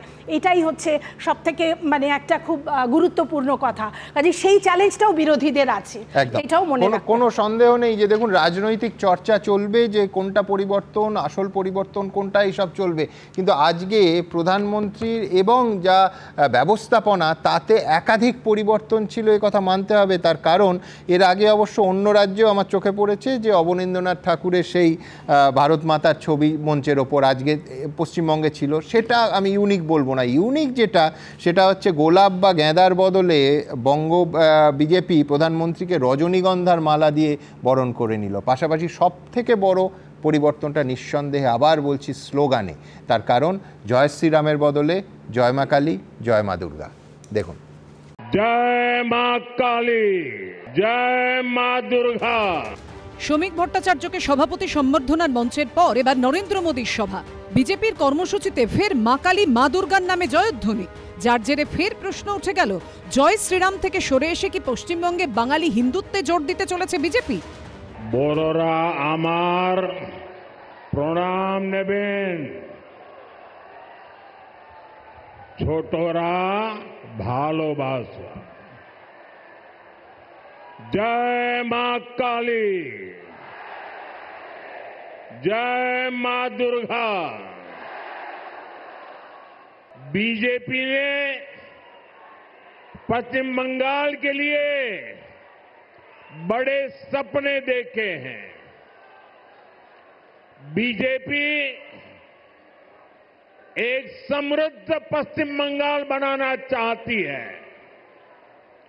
बीजेपी एक विकसित पश्चिम बंगाल का निर्माण करना चाहती है। 11 বছর প্রধানমন্ত্রী হওয়ার 11 বছর বাদে প্রধানমন্ত্রী চেঞ্জ শিফটেড ফ্রম জয় শ্রীরাম টু জয় মা দুর্গা, জয় মা কালী। এইটাই বাংলার মাটি। আপনাকে আমরা চেঞ্জ করিয়ে দিয়েছি, মমতা বন্দ্যোপাধ্যায় চেঞ্জ হবে। শ্রীরাম। বিজেপির কর্মসূচি মানেই মুহুর্মুহু জয় শ্রীরাম ধ্বনি। মা কালী কিংবা মা দুর্গার নামে জয়ধ্বনি বিজেপির কর্মসূচিতে কতবার শোনা গেছে তা নিয়ে সন্দেহ আছে, কিন্তু বঙ্গ বিজেপির সংস্কৃতির বদলটা প্রথমে চোখে পড়ে দলের নতুন রাজ্য সভাপতি শ্রমিক ভট্টাচার্যর অভিনন্দন সমারোহ অনুষ্ঠানের মঞ্চে। ওই দিন মঞ্চে এলইডি স্ক্রিনে ফুটে উঠেছিল ফুলমালায় সজ্জিত কালীঘাটের মা কালীর ছবি। শুক্রবার নরেন্দ্র মোদীর সভার আগে সেই শ্রমিক ভট্টাচার্যই দুর্গাপুরের ভিরিঙ্গি মন্দিরে গিয়ে নিলেন মা কালীর আশীর্বাদ। প্রধানমন্ত্রীর সভার আমন্ত্রণ পত্রে তাৎপর্যপূর্ণভাবে দেখা গেল একই সারিতে লেখা ভারত মাতার জয়, জয় মা দুর্গা, জয় মা কালী। দুর্গাপুরের সভায় নরেন্দ্র মোদীর হাতে মাটির দুর্গা তুলে দিলেন শ্রমিক ভট্টাচার্য। শুভেন্দু অধিকারী প্রধানমন্ত্রীর হাতে তুলে দিলেন ধাতুর দুর্গা মূর্তি। নরেন্দ্র মোদীকে পরানো হলো রজনীগন্ধার মালা। তাহলে কি ভোটমুখী পশ্চিমবঙ্গে বাঙালির মন পেতে মা কালী ও মা দুর্গার শরণ নিচ্ছে বিজেপি? দিখাওয়া কা রাজনীতি। আমরাও মায়ের পুজো করি, কিন্তু এইভাবে এই এক্সিবিশনিজমটাই আমাদের একটু আশ্চর্য করে। ধর্ম এখন পশ্চিমবঙ্গের রাজনীতির প্রধান অঙ্গ হয়ে দাঁড়িয়েছে, আর তাই রাজনীতির মঞ্চে কোন দেবী দেবতার নামে স্লোগান দেয়া হচ্ছে সেটাও চর্চার বিষয় হয়ে দাঁড়িয়েছে। মনোজ বন্দ্যোপাধ্যায়, অনির্বাণ বিশ্বাস, রঞ্জিত হালদারের রিপোর্ট, এবিপি আনন্দ। আমি পঙ্কজ রায় আমার পরবর্তী বক্তার কাছে ঠিক উল্টো দিক থেকে আসবো। দেখুন, এই বাংলার ঘটনা কোনো ঘটলে বাংলার সংবাদ মাধ্যম হিসেবে আমরা সরব হই।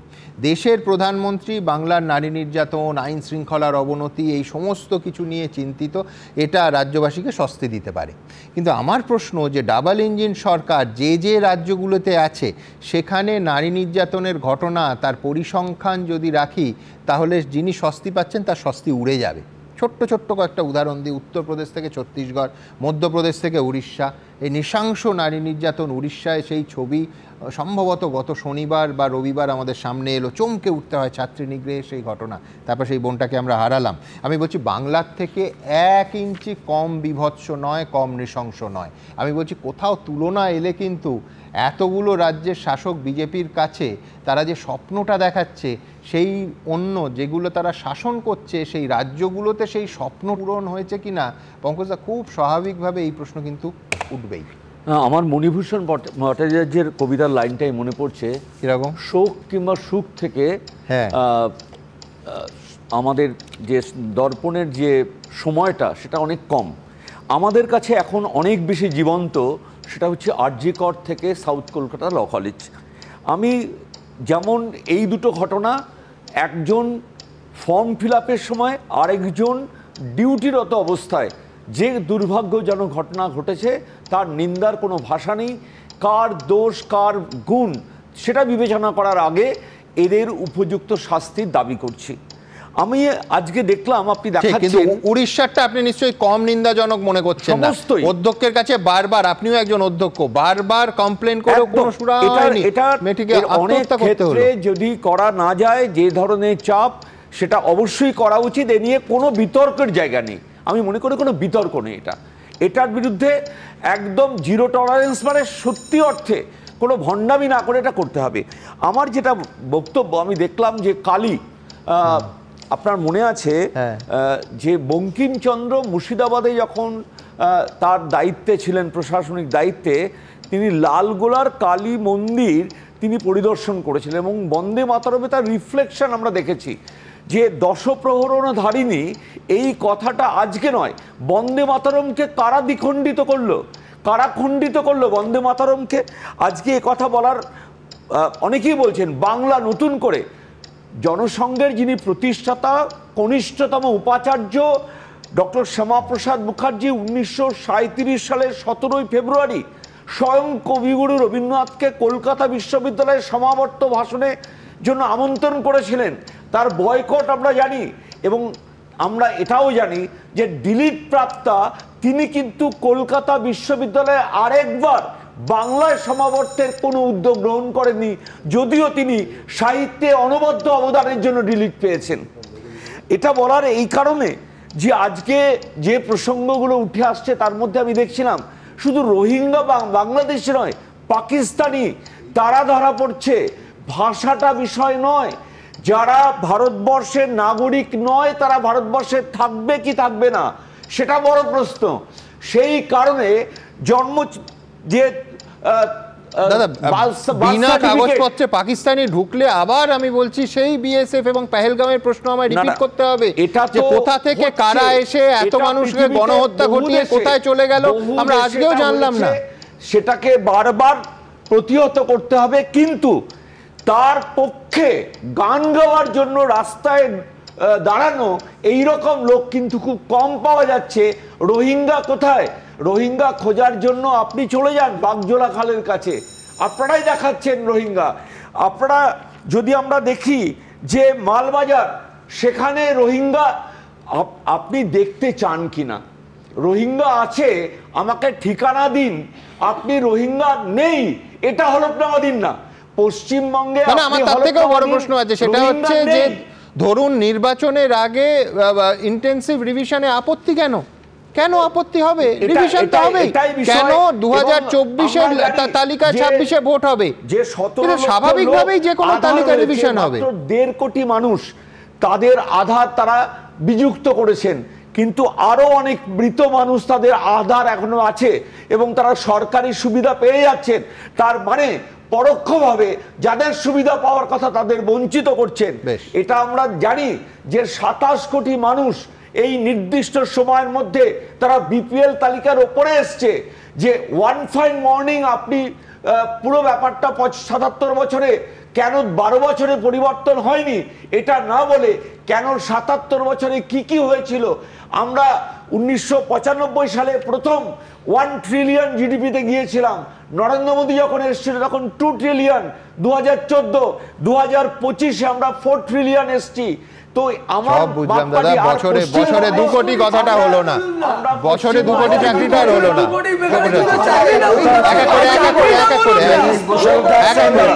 আমার একটা স্পেসিফিক প্রশ্ন আছে দাদা, সেটা হচ্ছে দেখুন, আপত্তি তো আপনি ভোটার লিস্ট সংশোধন করুন, ইন্টেন্সিভ করুন, যারা ভোটার নন তাদেরকে বাদ দিন, সব করুন, কিন্তু এটাও তো একটা নীতি যেটা আপনি সরাসরি করতে পারেন না, সেটা ঘুরিয়েও করতে পারেন না। অন্তত পক্ষে এই ক্ল্যারিফিকেশনটা দিতে আপত্তি কোথায় যে ডেটাটা আপনি কালেকশন করবেন সেই ডেটাটা প্রাইভেট থাকবে, ইলেকশন কমিশন তার যে প্রাইভেসি সিক্রেসি সেটা মেনটেন করবেন এবং এটা অন্য কোনো ক্ষেত্রে ব্যবহৃত হবে না, এই গ্যারান্টিটা দিতে আপত্তি কোথায়? আমি কেন প্রাইভেসি সিক্রেসি কোথায়? প্রত্যেকটা মানুষগুলোর ক্ষেত্রে প্রত্যেকটা মানুষের বাইরে থেকে লোক এসে ডাকাত আমার বাড়িতে ডাকাতি করছে, করতে প্রাইভেসি সিক্রেসি কেন করতে পারছেন না? আর যে তার জায়গায় ভুল মানুষকে একজন মানুষের বিরুদ্ধে তিনি আমার দেশের নাগরিক, তাকে আপনি বেনাগরিক করে দিচ্ছেন। যে প্রাইভেসি সিক্রেসি কি চাইছো? রোহিঙ্গাদের প্রাইভেসি সিক্রেসি আমি উত্তর ব্রজবাসীর জন্য রোহিঙ্গারা আমি উত্তর ব্রজবাসীর কথা বলছি, তাদের প্রাইভেসি সিক্রেসি আমি চাইছো? উত্তর ব্রজবাসীর কথা বলছি, একজন ভারতের নাগরিক। বেশ আমি আরেক হ্যাঁ করে দিয়ে আবার তাদেরকে নিয়ে আসলো, এই যে এত বড় একটা ফরেনার্স একটা মামলা দিয়ে, তার মানে কি? তার মানে কি? তারপরে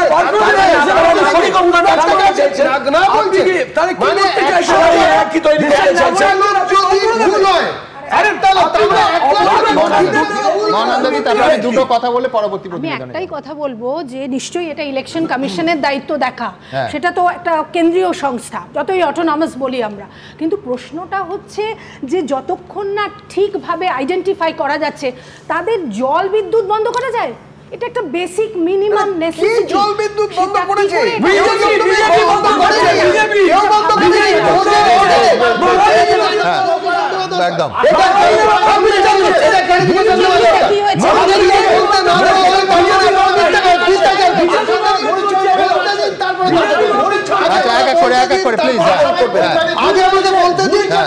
আগে আমাকে বলতে দিন, তারপরে এই ধরনের গুন্ডাগিরি হবে ভাষাগত। প্রথম কথা হচ্ছে কোর্টের অর্ডারে এলাকা খালি, অর্থাৎ যে জায়গা দখল করে রেখেছিল একটা প্রাইভেট প্রপার্টি, সেটা পুনর্দখল মানে সেটাকে খালি করতে গেল হচ্ছে প্রশাসন কোর্টের অর্ডারে। দ্বিতীয়ত করতে গিয়ে দেখা গেল যে সেখানে একটা মসজিদ থেকে এবং একটা ছোট মন্দির থেকে লাইন গিয়েছে, যে ইলেকট্রিক্যাল লাইন, সেখানে 1.5 কোটির ওপর বকেয়া। সেই লাইন কাটতে গিয়ে দেখা গেল কাদের কাদের বাড়িতে গিয়েছে, তার মধ্যে প্রচুর পরিমাণে রোহিঙ্গা। আমি যেটা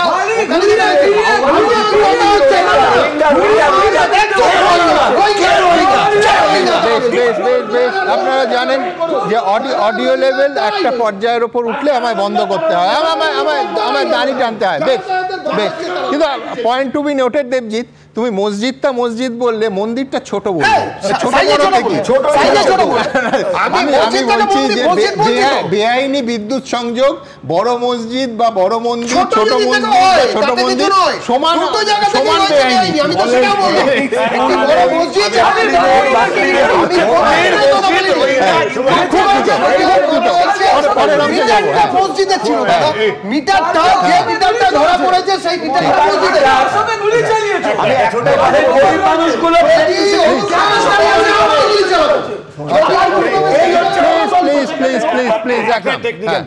পয়েন্টটা হচ্ছে যে আমাদের ভোটার লিস্টে যদি আমাদের দেশের নাগরিক না থাকেন তাদের বাদ দেওয়া রাষ্ট্রের কর্তব্য একেবারে, কিন্তু এটা তো সত্যি কত এরার আছে, 1% 2%। তার জন্য যদি প্রতিটি মানুষকে পরিচয়পত্র পেশ করতে হয় তাহলে কিন্তু প্রসেসটা ভাবতে হবে।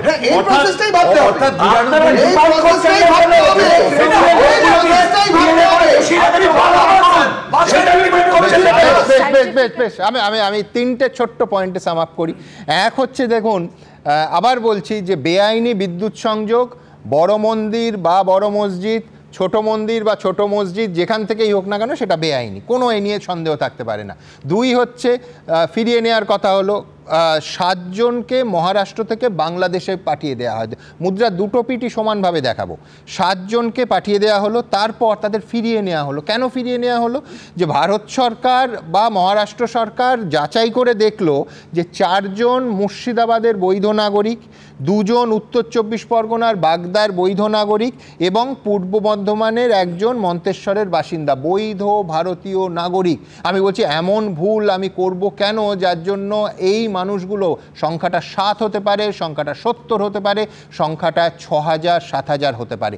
আমার বক্তব্য একজন মানুষের জীবনের সঙ্গেও এটা করা যাবে না। হ্যাভিং সেড দ্যাট, পাশাপাশি আমি একটা জায়গায় দেবজিতের সঙ্গে একমত যে আমি বলছি রিভিশন কেন হবে না, কেন 2024-এর লিস্টের ওপর 2026-এর ভোট হবে? কোনো গণতান্ত্রিক সভ্য রাষ্ট্রে এটা কি হতে পারে? একটা ছোট্ট উদাহরণ দিই, কালীগঞ্জের উপনির্বাচন খুব ছোট্ট, তাতে দেখা গেল যে আগের তালিকার সময় যখন, এটা কিন্তু কোনো ইন্টেন্সিভ রিভিশন হলো না, সাধারণ সমীক্ষায় দেখা গেল 6000 নাম ড্রপ হলো আগের তালিকার থেকে। আমি বলছি এইবার হিসেব করুন, কোনো রকম বিশেষ নিবিড় সমীক্ষা ছাড়া আমাদের রাজ্যে বিধানসভা কনস্টিটিউয়েন্সি হচ্ছে 294টা। এবার 294কে গড়ে ওই কালীগঞ্জের 6000 দিয়ে গুণ করলে সংখ্যাটা আসে 17,64,000। আমি বলছি যে তাহলে সংখ্যাটা ভাবুন যে এই ভোটার তালিকার ফারাকটা কেন আরেকটা সমীক্ষায় নির্বাচনের আগে রিভাইজড হবে না? এ তো একেবারে ন্যায্য গণতান্ত্রিক দাবি, এটা নিয়ে কোনো বার্গেন হতে পারে না। কিন্তু এখান থেকে আমি আমার পরবর্তী বক্তার কাছে যাব, পরবর্তী বিষয়ে যাব। হ্যাঁ, প্রধানমন্ত্রী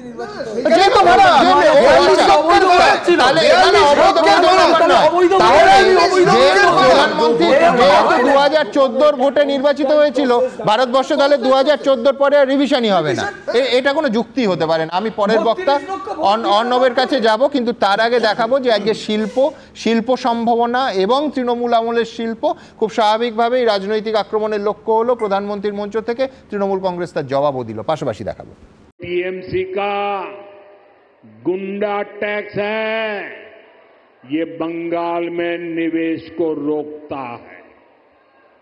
यहां संसाधनों पर माफिया का कब्जा है, वो बंगाल में निवेश को रोकता है। সিন্ডিকেট রাজ, গুন্ডা ট্যাক্স, মাফিয়ার মতো বাছা বাছা শব্দ ব্যবহার করে তৃণমূলকে আক্রমণ করলেন নরেন্দ্র মোদী। পশ্চিমবঙ্গে শিল্প আসার পথে দুর্নীতি, তোলাবাজি সংস্কৃতি সবচেয়ে বড় বাধা বলে অভিযোগ করলেন তিনি।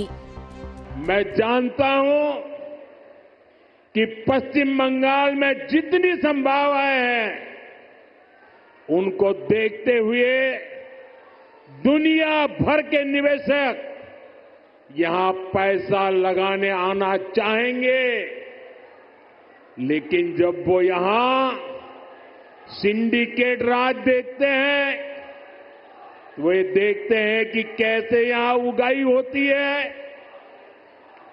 बिजनेस करने वालों से पैसे मांगे जाते हैं, कैसे टीएमसी के लोग धमकाते हैं, तोड़फोड़ करने की, काम बंद करने की धमकियां देते हैं, तो वो भी डरकर भाग जाते हैं। বিপুল বিনিয়োগ এখানে আসছে। সারা ভারতবর্ষের শ্রেষ্ঠ শিল্পপতিরা বাংলায় আসছেন এবং এটা কোনো প্রতিশ্রুতি নয়, ধারাবাহিকভাবে কাজ চলছে। তার ফলে প্রধানমন্ত্রী যেটা বলেছেন সেটা ডাহা, বিকৃত সত্যের অপলাপ, বাংলার ভাবমূর্তিতে কালিমা লিপ্ত করার জন্য তিনি এই কথাটা বলেছেন।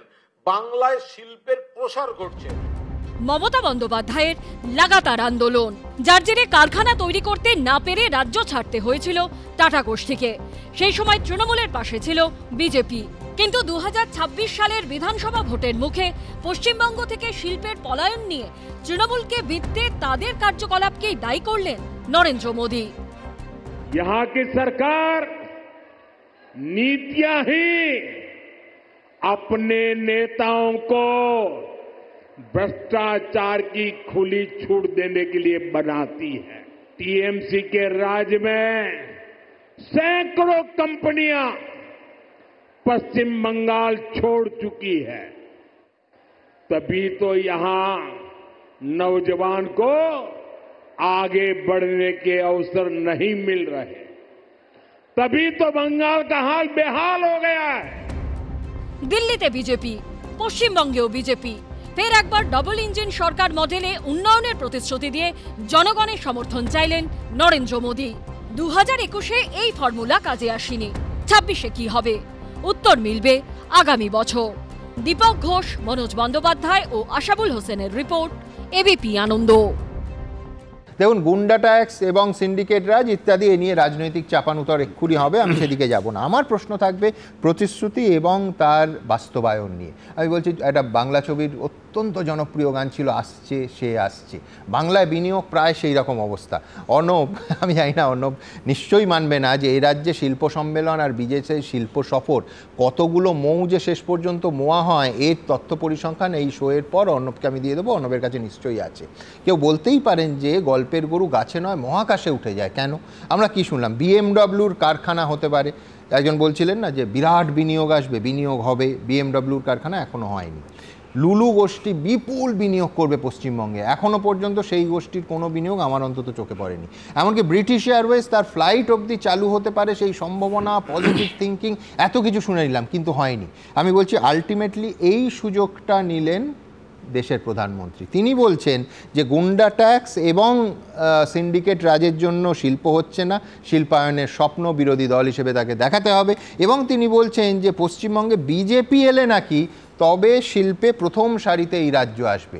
আমি বলছি এতে চিঁড়ে ভিজবে কিনা তা একমাত্র ভোটের রেজাল্টে বোঝা যাবে, কিন্তু এই দাবি করার সুযোগটা শিল্প নিয়ে প্রশ্নচিহ্নটা আছে বলে আজকে কেন্দ্রীয় শাসক দল সেখানে তারা পেলেন। এই কথা এইটুকু কি অন্তত মানবে? সুমনদা, আপনি প্রথমেই কুহেলি সিনেমার একটা গান বললেন, আসছে সে আসছে, ঠিক সে একই রকম ভাবে একটু মনে পড়ে যাচ্ছে গীতিকার গৌরী প্রসন্ন মজুমদার, সুরকার নচিকেতা ঘোষ, হেমন্ত মুখোপাধ্যায় গিয়েছিলেন এক গোছা রজনীগন্ধা হাতে নিয়ে বললাম চললাম। উনি আজকে রজনীগন্ধা ওনাকে বরণ করা হয়েছে। মনে পড়লো একদিন বুদ্ধবাবু রাইটার্স থেকে বেরোনোর আগে ঠিক এই গানটা বলে বেরিয়ে গেছিলেন। আপনি শিল্পের ক্ষেত্রে যেটা বললেন, আমি একদম পরিষ্কার করে যেটা বলি সেটা হচ্ছে যে 2011 সালে তৃণমূল সরকার আসার পর যে জায়গাটায় বারবার করে বিতর্ক হয়েছে সেটা হচ্ছে শিল্পের মডেলটা কীরকম হবে। আমাদের মতন দেশে, বিশেষ করে তৃতীয় বিশ্বের একটা গরিব দেশ, উন্নয়নশীল দেশ, সেখানে একটা রাজ্যে যে উন্নয়নের মডেলটা হবে সেই মডেলটা কত বেশি করে অনেক মানুষকে নিয়ে করা হবে, অনেক বেশি মানুষের মধ্যে ছড়িয়ে দেওয়া হবে, নাকি শুধুমাত্র পুঁজিনিবিড় শিল্প আসবে যেখানে অল্প সংখ্যক হাইলি স্কিলড লেবার তারাই চাকরি পাবে এবং বৈষম্যটা ক্রমশ বাড়বে। এই জায়গাটাই কিন্তু পশ্চিমবঙ্গ কি চয়েসের জায়গায় আছে? পশ্চিমবঙ্গ কি পুঁজিনিবিড় শিল্পকে না বলে ছোট শিল্প করছে? আসলে পাচ্ছে না বলে হচ্ছে না। পানাগড় শিল্প তালুক, সেখানে একটার পর একটা মাঝারি শিল্প বা হয়তো বিরাট বড় শিল্প নয় কিন্তু মাঝারি শিল্প আসছে। এমএসএমইতে পরপর 4 বছর হচ্ছে আমরা গোটা ভারতবর্ষের মধ্যে সবচেয়ে বেশি এগিয়ে। আমাদের না বক্তব্যের মধ্যে নয়, আমাদের আইটি সেক্টর এক্সপ্যান্ড করছে না এরকম নয়, কিন্তু যেটা বলার কথা সেটা হচ্ছে শিল্পের যে মডেলটা নিয়ে প্রশ্ন করা হচ্ছে, সেই মডেলটা আজকের প্রেক্ষিতে দাঁড়িয়ে একটা বিকল্প মডেল তৈরি করার চেষ্টা পশ্চিমবঙ্গ সরকার কিন্তু করছে। সেটা হচ্ছে যে ক্ষুদ্র যে শিল্পোদ্যোগ, সেই ক্ষুদ্র শিল্পোদ্যোগ এবং মাঝারি শিল্পোদ্যোগ, এটার দিকে জোর দেওয়া এই জন্য করার চেষ্টা করছে যে যাতে এই যে ডিস্ট্রিবিউশনটা, সম্পদের যে ডিস্ট্রিবিউশনটা অপেক্ষাকৃতভাবে একটা সাম্যের জায়গায় আসে। আপনি যে রাজ্যগুলো অর্ণব, এটা কিরকম হলো জানো তো, যে গৌরী প্রসন্ন মজুমদারের কথা তুমি বললে, এটা প্রায় সেই রকম হলো। অর্ণব যেটাকে বিকল্প মডেল হচ্ছে, মানে মডেল বলে দাবি করছে, গৌরী প্রসন্ন মজুমদারের কথায় বললে যা পেয়েছি আমি তা চাই না, এটা সেইরকম হয়ে গেল না? ঠিক কথা, এটা আপনি একটা মত বললেন, সুমন একটা মত বললেন। আমি বলছি শিল্প নিয়ে এই তর্কটা তো সিঙ্গুর নন্দীগ্রামের সময় থেকে তৈরি হয়েছিল, যে কোন মডেলের শিল্পটা আসবে। সেই সময় যে গণজাগরণ বা সেই সময় যে গণঅভ্যুত্থানটা হয়েছিল, সেই সময়ও কিন্তু এই তর্কটা বারবার করে এসেছে। কৃষি বনাম শিল্পের লড়াই, কৃষি বনাম শিল্পের লড়াই নয়। তোর প্রশ্নটা ছিল হচ্ছে শিল্পটা ঠিক কি ধরনের শিল্প হবে। যে শিল্প বিরাট সংখ্যক মানুষকে উচ্ছেদ করে আসে, বিরাট সংখ্যক মানুষকে সরিয়ে দিয়ে আসে, তার কর্মসংস্থানের জায়গাকে এখন তো তৃণমূল সরকারের দাবি হিসেবে উচ্ছেদের কোনো ব্যাপার নেই, সরকারের ল্যান্ড ব্যাংক তৈরি। একদম, আমি বলছি যে এসিজেক নিয়ে যে বিতর্ক, এসিজেক নিয়ে যে বিতর্ক, এসিজেকের যে মডেল, সেই মডেলটা সেই সময় মমতা বন্দ্যোপাধ্যায় বিরোধিতা করেছিলেন এবং সেই সময় প্রচুর তর্ক হয়েছিল। তো এই তর্কটা এখনো পর্যন্ত কিন্তু চলছে, তর্ক কিন্তু বন্ধ হয়ে গেছে এরকম নয়। এসিজেক করতে উনি দেননি এখনো পর্যন্ত, বা এসিজেকের প্রকল্পের জায়গায় এক লপ্তে জমি নেওয়া বা এই যে সমস্যাগুলো, সেই সমস্যাগুলো রয়েছে, ঠিক কথা। কিন্তু আমি বলছি যে বিকল্প যে মডেলের জায়গাটা, উন্নয়নের যে আরেকটা মডেলের জায়গা, সেইটার একটা চেষ্টা কোথাও চলছে। আপনি যদি বারবার করে সিঙ্গুরে শেষ কবে গেছো, কোন বিকল্প উন্নয়নের মডেল সিঙ্গুরে তুমি দেখতে পেয়েছো? বহুবার গেছিস, কিন্তু পানাগড় শিল্প তাহলে তো ওই রাস্তা দিয়ে যায়, আরেকটু এগোলে যাই ওখানে। ওইখানে দাঁড়িয়ে আমরা যখন আপনি যে আমাদের ওয়েবসাইট যদি দেখি, আমাদের রাজ্য শিল্প দপ্তরের যে ওয়েবসাইট যদি দেখি, তাহলে কোন শিল্প পানাগড় শিল্প তাদেরকে নতুন করে এসছে, সেটাও কিন্তু আমাদের একটু মাথায় রাখতে হবে। সেটাও মানে আমাদের একসময় মাথায় রাখতে, আসলে মূল জায়গাটা হয়ে যাচ্ছে দৃষ্টিভঙ্গির পার্থক্য। এই জন্য বারবার করে এই জিনিসটা তীব্র পার্থক্য দেখছো, দৃষ্টিভঙ্গির পার্থক্য। তিনজন আঙুল তুলে আছে 15 মিনিট ধরে। সামনে দিয়ে কালীঘাটে পৌঁছে যেতে হবে শিল্পপতিদের, তারপরে ওখান থেকে বেরিয়ে আসবে।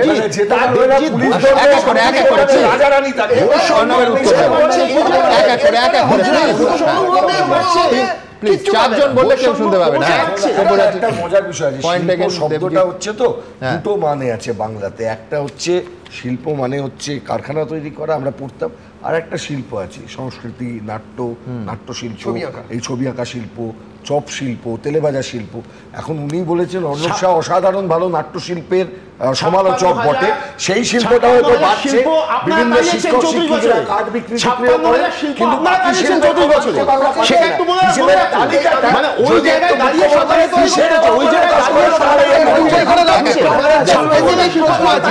আমার একটা স্পেসিফিক প্রশ্ন আছে সুমন দা, আপনার কাছে আছে, একটা চিড়ে ভাজা, মুড়ি ভাজা কোথাও একটা কারখানা হয়েছে, উনি একটা নাম বলুন প্লিজ। আমি বলছি এই গত 2000 না দেখি শুধু এইটুকু বলছি, একটা নাম স্পেসিফিক নাম, এই কোম্পানি বলছি যে আমাদের এডিসি কর্মশক্তি, সেই বড় অংশ, সেই বড় অংশ যে স্মল স্কেল ইন্ডাস্ট্রি বা যে স্মল স্কেল জায়গা থাকে, ওটা ওটাকে উন্নয়ন নয়। আরে তোমরা খেয়েছো বেশ। শুভময়দা, একটা রাজ্যে যদি সত্যি শিল্পে উন্নতি করত, তাহলে তার জন্য একটা উদাহরণ খুঁজে পাওয়া বা এই ধরনের কোনো প্রয়োজন ছিল না। আমি বলছি যে রাজ্যের উন্নয়নের ক্ষেত্রে সত্যি বামফ্রন্ট আমলে যথেষ্ট দুর্বলতা ছিল, কিন্তু তারপর তৃণমূল আমলেও কিন্তু সেই দুর্বলতা আরও বেড়েছে। মানে প্রচণ্ড খারাপ অবস্থা আমাদের রাজ্যে। কাজের যে জায়গা, কর্ম সৃষ্টির যে জায়গা, সেই জায়গাটা কিন্তু সত্যিই দেখতে পাওয়া যাচ্ছে না। এবং প্রতিটি শিল্প সম্মেলনে যেটা বললেন অর্ণববাবু আসছে, তাহলে দেশের শিল্পপতিরা কি করে বলে যে বাংলা ডেস্টিনেশন, এমনকি মুকেশ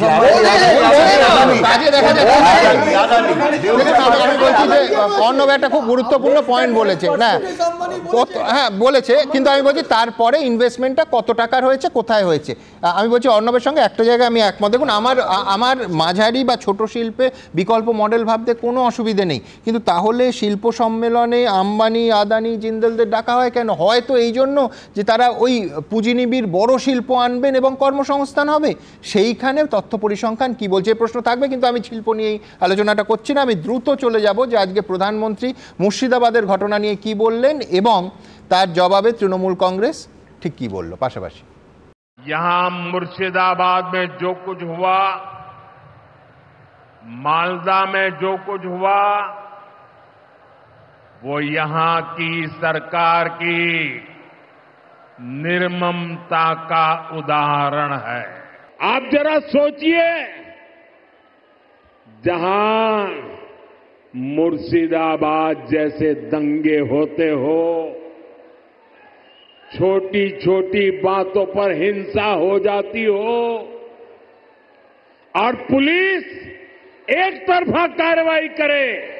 29 মের পর 18 জুলাই আলিপুরদুয়ারের পর দুর্গাপুর বিধানসভা ভোট এখনো দেরি থাকলেও কার্যত ভোট প্রচার শুরু করে দিয়েছেন নরেন্দ্র মোদী। আর পরপর দুবার রাজ্য সফরে এসে মুর্শিদাবাদের দাঙ্গা নিয়ে সরব হলেন নরেন্দ্র মোদী। যে দাঙ্গায় হরগোবিন্দ দাস ও তাঁর ছেলে চন্দন দাসকে খুন করা হয়েছিল, প্রচুর সম্পত্তিহানি, লুটপাট, আগুন ধরিয়ে দিয়েছিলেন দাঙ্গাকারীরা, ভিটেমাটি ছড়া হতে হয়েছিল বহু পরিবারকে। আর তখন পুলিশের বিরুদ্ধে নিষ্ক্রিয় থাকার যে অভিযোগ উঠেছিল, ঘুরিয়ে সেই প্রসঙ্গও তুললেন নরেন্দ্র মোদী। जहां न्याय की कोई उम्मीद ना हो, वहां कोई कैसे निवेश कर सकता है? यहां की राज्य सरकार लोगों की जान और उनकी दुकान की सुरक्षा नहीं कर सकती, तो निवेशकों को भी चिंता होती है। যার রাজ্যে গুজরাটের ভয়ঙ্কর রক্তের দাগ লেগে আছে, তার কাছ থেকে আমরা মুর্শিদাবাদ শুনবো? যার রাজনৈতিক ইতিহাসে গুজরাটের ভয়ঙ্করতম অঘটনের রক্তের দাগ লেগে আছে, তিনি আসছেন মুর্শিদাবাদ নিয়ে কথা বলছেন। বিজেপির বিরুদ্ধে তৃণমূল বরাবর ভোট আসলেই দাঙ্গার রাজনীতি করার অভিযোগ করে। পাল্টা বিজেপির অভিযোগ, তৃণমূল সংখ্যালঘু তোষণের জন্য সাম্প্রদায়িক হানাহানির সময় পুলিশকে নিষ্ক্রিয় করে রাখে। এবারের ভোটেও যে এই ইস্যু বড় হয়ে উঠবে তা একের পর এক সভায় নরেন্দ্র মোদীর ভাষণ থেকেই স্পষ্ট। শিবাশিস মৌলিক, দীপক ঘোষ ও মনোজ বন্দ্যোপাধ্যায়ের রিপোর্ট, এবিপি আনন্দ। দেখুন, আমার পরবর্তী বক্তা রবীন্দ্রনাথ ভট্টাচার্যের কাছে আমি এই রাজনৈতিক চাপানুতরগুলো তো চলবেই, পাশাপাশি আবার বড় ছবিটা দেখার চেষ্টা করব যে জাল পরিচয়পত্রের যে ইকোসিস্টেম, সেটা সাদরাদি আসাম পুলিশ কেরল থেকে যাকে গ্রেফতার করলো, মুর্শিদাবাদের দুটো বিধানসভা কেন্দ্রের পরিচয়পত্র পাওয়া গেল, কাকদ্বীপে কলোনি এর আগেই দেখিয়েছি। আমি বলছি দেশের বিভিন্ন ক্ষেত্রে অনুপ্রবেশকারীরা যে ঢুকছে এটা ফ্যাক্ট, এবং রাজ্য পুলিশের একটা অংশ আমি প্রশংসা করব যে নিয়মিত তারা কিন্তু মোটামুটি ধরার চেষ্টা করেছেন। গত মঙ্গলবার এসটিএফ, আমাদের রাজ্য পুলিশের এসটিএফ বীরভূম থেকে একটা গোটা র্যাকেট ধরলো যারা এই ভুয়ো আইডি কার্ড তৈরি করে। আমি আবার বলছি প্রায় কুটির শিল্পের চেহারা নিচ্ছে। এবং আনফর্চুনেটলি এই যে বাংলাভাষী দেখে মানে মানুষকে হেনস্থা করা, বাংলাদেশি বলে এই প্রবণতা বিজেপি শাসিত রাজ্যে হচ্ছে। দেবজিৎ এবং পঙ্কজদার কাছে একাধিকবার আমি এলাম একেবারে স্পষ্ট জবাব চাইতে, কিন্তু পাশাপাশি এটাও দেখতে হবে অন্য রাজ্য যেখানে সেই অর্থে তৃণমূল কংগ্রেসের বন্ধু সরকার, ধরুন পাঞ্জাবের আপ সরকার, মালদার চাঁচল 1 নম্বর ব্লকের 6 জন গেছিলেন পাঞ্জাবের লুধিয়ানায়, তারা এই মুহূর্তে জেলে কেন? আমি বলছি এই জিনিস, এটা একটা প্রবণতা, এবং এই প্রবণতা কিন্তু শুধুমাত্র বিজেপি শাসিত রাজ্য নয়, একাধিক রাজ্যে দেখা যাচ্ছে। এই বড় ছবিটা নিয়ে রবীন্দ্রনাথ ভট্টাচার্যের কাছে আসে। দেখুন, তৃণমূলের একটা বড় সুবিধা আছে যে তৃণমূল বাঙালি পরিচিতির উপরই রাজনীতিটাকে প্রতিষ্ঠা করবার চেষ্টা করেছে। তাই আজকে যখন আমাদের প্রধানমন্ত্রী এলেন, অসম্ভব খেটে তৈরি করা একটা ভাষণ উনি দিয়েছেন, যার মধ্যে তথ্যের কোনো অভাব নেই। তাতে তিনি বোঝাবার চেষ্টা করেছেন যে বাঙালি সংস্কৃতি নিয়ে একটি দলের কোনো একটা মনোপলি নয়, একচেটিয়া ব্যাপার নয়, সেটা বাঙালি সংস্কৃতি নিয়ে বিজেপিও যথেষ্ট ভাবে, সবাই ভাবে। এবং সেই অর্থে তিনি শ্রমিক ভট্টাচার্য যেটা শুরু করে গেছিলেন, যে মা কালীর ছবি দিয়ে প্রণাম করে শুরু করা, উনি সেটাকে প্রাতিষ্ঠানিক রূপ দিলেন ভারত মাতা কি জয় বলে, জয় মা কালী, জয় মা দুর্গা, এবং তারপরে একের পর এক। আপনি কি বলছেন বেঙ্গল লাইনে স্ট্যাম্প পড়লো? বেঙ্গল লাইনে স্ট্যাম্প পড়লো। এতদিন পর্যন্ত এটা বলতে বাংলার বিজেপিদের একটু অসুবিধা হতো, এখন তাদের আর বলতে অসুবিধা নেই। তারা জয় শ্রীরামের মাধ্যমে জয় মা কালী এবং জয় মা দুর্গা খুব জোরে জোরে বলতে পারবেন। এবং তিনি বাঙালি অস্মিতা যে সে সম্পর্কে বিজেপি যে কতখানি ওয়াকিবহল সেটা বারবার করে বোঝাবার চেষ্টা করেছেন। কাদম্বিনী গাঙ্গুলি, বিষ্ণু দেব, তাদের প্রত্যেকটা উদাহরণ দিয়ে দিয়ে বুঝিয়েছেন। এবং কাদম্বিনী গাঙ্গুলিকে যখন বোঝাবার চেষ্টা করেছেন তখন পাশে নিয়ে এসছেন অভয়ার তথ্য। অর্থাৎ যেখানে যে দেশে এই রকমের ডাক্তার তৈরি হয়, এই রকম একজন লেখাপড়া জানা মানুষ কন্যা জন্মায়, সেই দেশের একজন ডাক্তার কন্যাকে নৃশংসভাবে খুন হয়ে যেতে হয় এই রকম তার নিজের ইনস্টিটিউটের মধ্যে। আর এর পাশাপাশি উনি রেখেছেন যে এই বাঙালি আইডেন্টিটিটাকে তিনি তুলে ধরছেন কিসের জন্য? বাঙালি অনুপ্রবেশকারীদের, মানে রোহিঙ্গা অনুপ্রবেশকারীদের বাঁচানোর জন্য। বস্তুপক্ষে এটা তো ঘটনা, যে এটা সত্যি কথাই যে বেশ কিছু জায়গায় আপনারা অনেকেই বলেছেন, আমারও খারাপ লেগেছে যখনই বাঙালি আক্রান্ত হয়েছে তাদেরকে পুশব্যাক করে পাঠানো হয়েছে এবং তাদের ফিরিয়ে আনতে হয়েছে। নিশ্চয়ই এটা খুব দুঃখের, এবং সেটা যাতে আর না হয় সেটার জন্য নিশ্চিতভাবে গোটা বিষয়টাকে দেখা দরকার। কিন্তু তার পাশাপাশি ওই যে আবার সেই বলতে হয় 2005 সালের 4 আগস্ট মুখ্যমন্ত্রী যে কথা বললেন, সেই যে একটা ডিজাস্টার হয়ে গেছে পশ্চিমবঙ্গে, এত অনুপ্রবেশকারী ঢুকে গেছে, সেই অনুপ্রবেশকারীগুলোকে যতক্ষণ ভোটার তালিকা থেকে বাদ না দেওয়া যাবে ততক্ষণ পর্যন্ত বাংলার উন্নতি হবে না। এই যে কথাগুলো উনি সেদিন বলেছিলেন, আজ কেন উনি বলেন না? তার কারণ এই সংখ্যালঘু ভোট তার মূল ভিত্তি, এবং সেইখানে আমরা সবাই জানি, এটা বিজেপিও জানে, তৃণমূল নিজে জানে, সিপিএম কংগ্রেস সবাই জানে যে সিপিএম কংগ্রেসের যে সংখ্যালঘু ভোট ছিল সেটা সুইচ ওভার করে গেছে এখন তৃণমূলের কাছে। এবং এই ঘটনার জন্য তিনি যখনই এই যে অনুপ্রবেশের ইস্যু আসে সাংঘাতিকভাবে সেন্সিটিভ হয়ে যান, এবং তার ফলে যে পুয়ার গভর্নেন্সের একটা জায়গা চলে আসছে, আজ প্রধানমন্ত্রী সেই জায়গাটাকে হাইলাইট করবার চেষ্টা করছেন। ক্রাইম বাড়ছে বিভিন্ন জায়গায় পশ্চিমবঙ্গে। আমি তো বর্ধমানে চাকরি করি, আমি তো খাগড়াগড়ের ঘটনা কখনো ভুলতে পারবো না, কি মারাত্মক ঘটনা ঘটেছিল। সাদরানির কথা আপনাদের মনে আছে, একের পর এক জঙ্গি ধরা পড়ে, খাগড়াগড়ের সমস্ত বোমাটোমা নিয়ে গিয়ে ফাটিয়ে দিল রাজ্য পুলিশ। তারপরে এনআইএ এর কাছে মানে আসল জিনিসগুলোই পাওয়া যাচ্ছে না। কেন এইরকম সেন্সিটিভ হবে? একটা দেশে রাজ্যের পুলিশ তারা অনুপ্রবেশকারীদের বাঁচানোর জন্য কেন এরকমভাবে চেষ্টা করবে? এটাই হচ্ছে আসল ব্যাপার, যে তারা এই জায়গাটাতে তাদের এই ভোটার যে মানে কোনো রকমভাবে তাদের মনে কোনো দ্বিধা না থাকে যে তৃণমূল তাদের হয়ে লড়াই করছে, এটা সুনিশ্চিত করতে চাই। কিন্তু তার পাশাপাশি আমি একটা কথাও বলতে চাই যে বিজেপি আমাদের প্রতিশ্রুতি দিচ্ছে, খুব ভালো কথা। বিজেপি আসলে কি এগুলো সব চলে যাবে? বিজেপি আজকে ইন্ডাস্ট্রিয়ালাইজেশনের জন্য, এই যে গুন্ডা ট্যাক্সের জন্য ইন্ডাস্ট্রিয়ালাইজেশন হচ্ছে না সে কথা বলছে, তো ইন্ডাস্ট্রিয়ালাইজেশনের একই কথা এটার সঙ্গে বলে রাখা দরকার। নন পারফর্মিং অ্যাসেট যেভাবে ট্রিপল হয়েছে, প্রায় 6 লাখ কোটি টাকার, 6,40,000 কোটি টাকার জায়গায় গিয়েছে 2,30,000 কোটি টাকার থেকে, সেগুলো তো দেখতে হবে। অর্থাৎ পাশের রাজ্যে বিজেপির যে অভয়াকাণ্ড থেকেও মারাত্মক ঘটনা ঘটলো, সেটার কথাও তো আমাদের ভাবতে হবে। সুতরাং বিজেপি কি বিজেপিকে মানুষ আনবে কিনা সেটা ভবিষ্যৎ বলবে। বিজেপি কতখানি প্রধানমন্ত্রীর সোজা কথা, বিজেপিকে কি ভরসা করা যাবে দেবজি? এক মিনিট, পাশের রাজ্যের যে ঘটনা সেটা ঘৃণ্যতর নয়, ঘৃণ্যতম সেটা নিয়ে আলোচনা হতে পারে, কিন্তু এটা একদম ন্যাটকারজনক ঘটনা। কিন্তু ফারাক একটা জায়গাতে, ফারাক হচ্ছে সেই রাজ্যের যারা মুখ্যমন্ত্রী বা যারা সরকারি প্রশাসনিক অফিসার, মানে যারা কর্তা ব্যক্তি, তারা কেউ ঘটনাকে আড়াল করার চেষ্টা করেননি। তারা কেউ বলেননি যে এটা একটা তুচ্ছ ঘটনা, এটাকে আড়াল করতে হবে। তারা কেউ সিবিআই এর বিরোধিতা করেনি, তারা সব জায়গায় আটকানোর চেষ্টা করেন, তারা সামনা থেকে সবাইকে চেষ্টা করেছে। আমি যেটা বলতে চাইছি, উড়িষ্যার কথা বলতে চাই, আমি দ্রুত যাবো, একটা অত্যন্ত বড় খবর আমাদের সামনে এসেছে। তার আগে দ্রুত আবার বলছি যে অত্যন্ত একটা বড় খবর আমাদের সামনে এসছে। কাকুরগাছি একটাই পয়েন্ট, যে আদর্শের প্রশ্ন যখন আসে, এই যে অনুপ্রবেশকারী শরণার্থী নিয়ে দক্ষিণপন্থী দলের একটা ভাবনা আছে, বামপন্থী দলের একটা ভাবনা আছে, তৃণমূলের এই দায়টা নেই। ফলে 2005 সালে মমতা বন্দ্যোপাধ্যায় যা বলতে পারেন, 2025 সালে তার সম্পূর্ণ উল্টো কথা বলতে পারেন। আমি আর একটা কথা বলবো, আমি চাইবো যে তালিকা ছুঁড়ে মারা হয়েছিল সেই তালিকা জনসমক্ষে আনা হোক, কারণ সেখানে সব সংখ্যালঘু নাম ছিল। একটা কথা শুধু বলতে চাই, 2003 সালে, এটা 5 নয়, সংসদে যদি এই দাবিটা না তুলতেন, এই এনআরসি অনুপ্রবেশকারী সেই সময়কার সরকারকে একদম টার্গেট করা,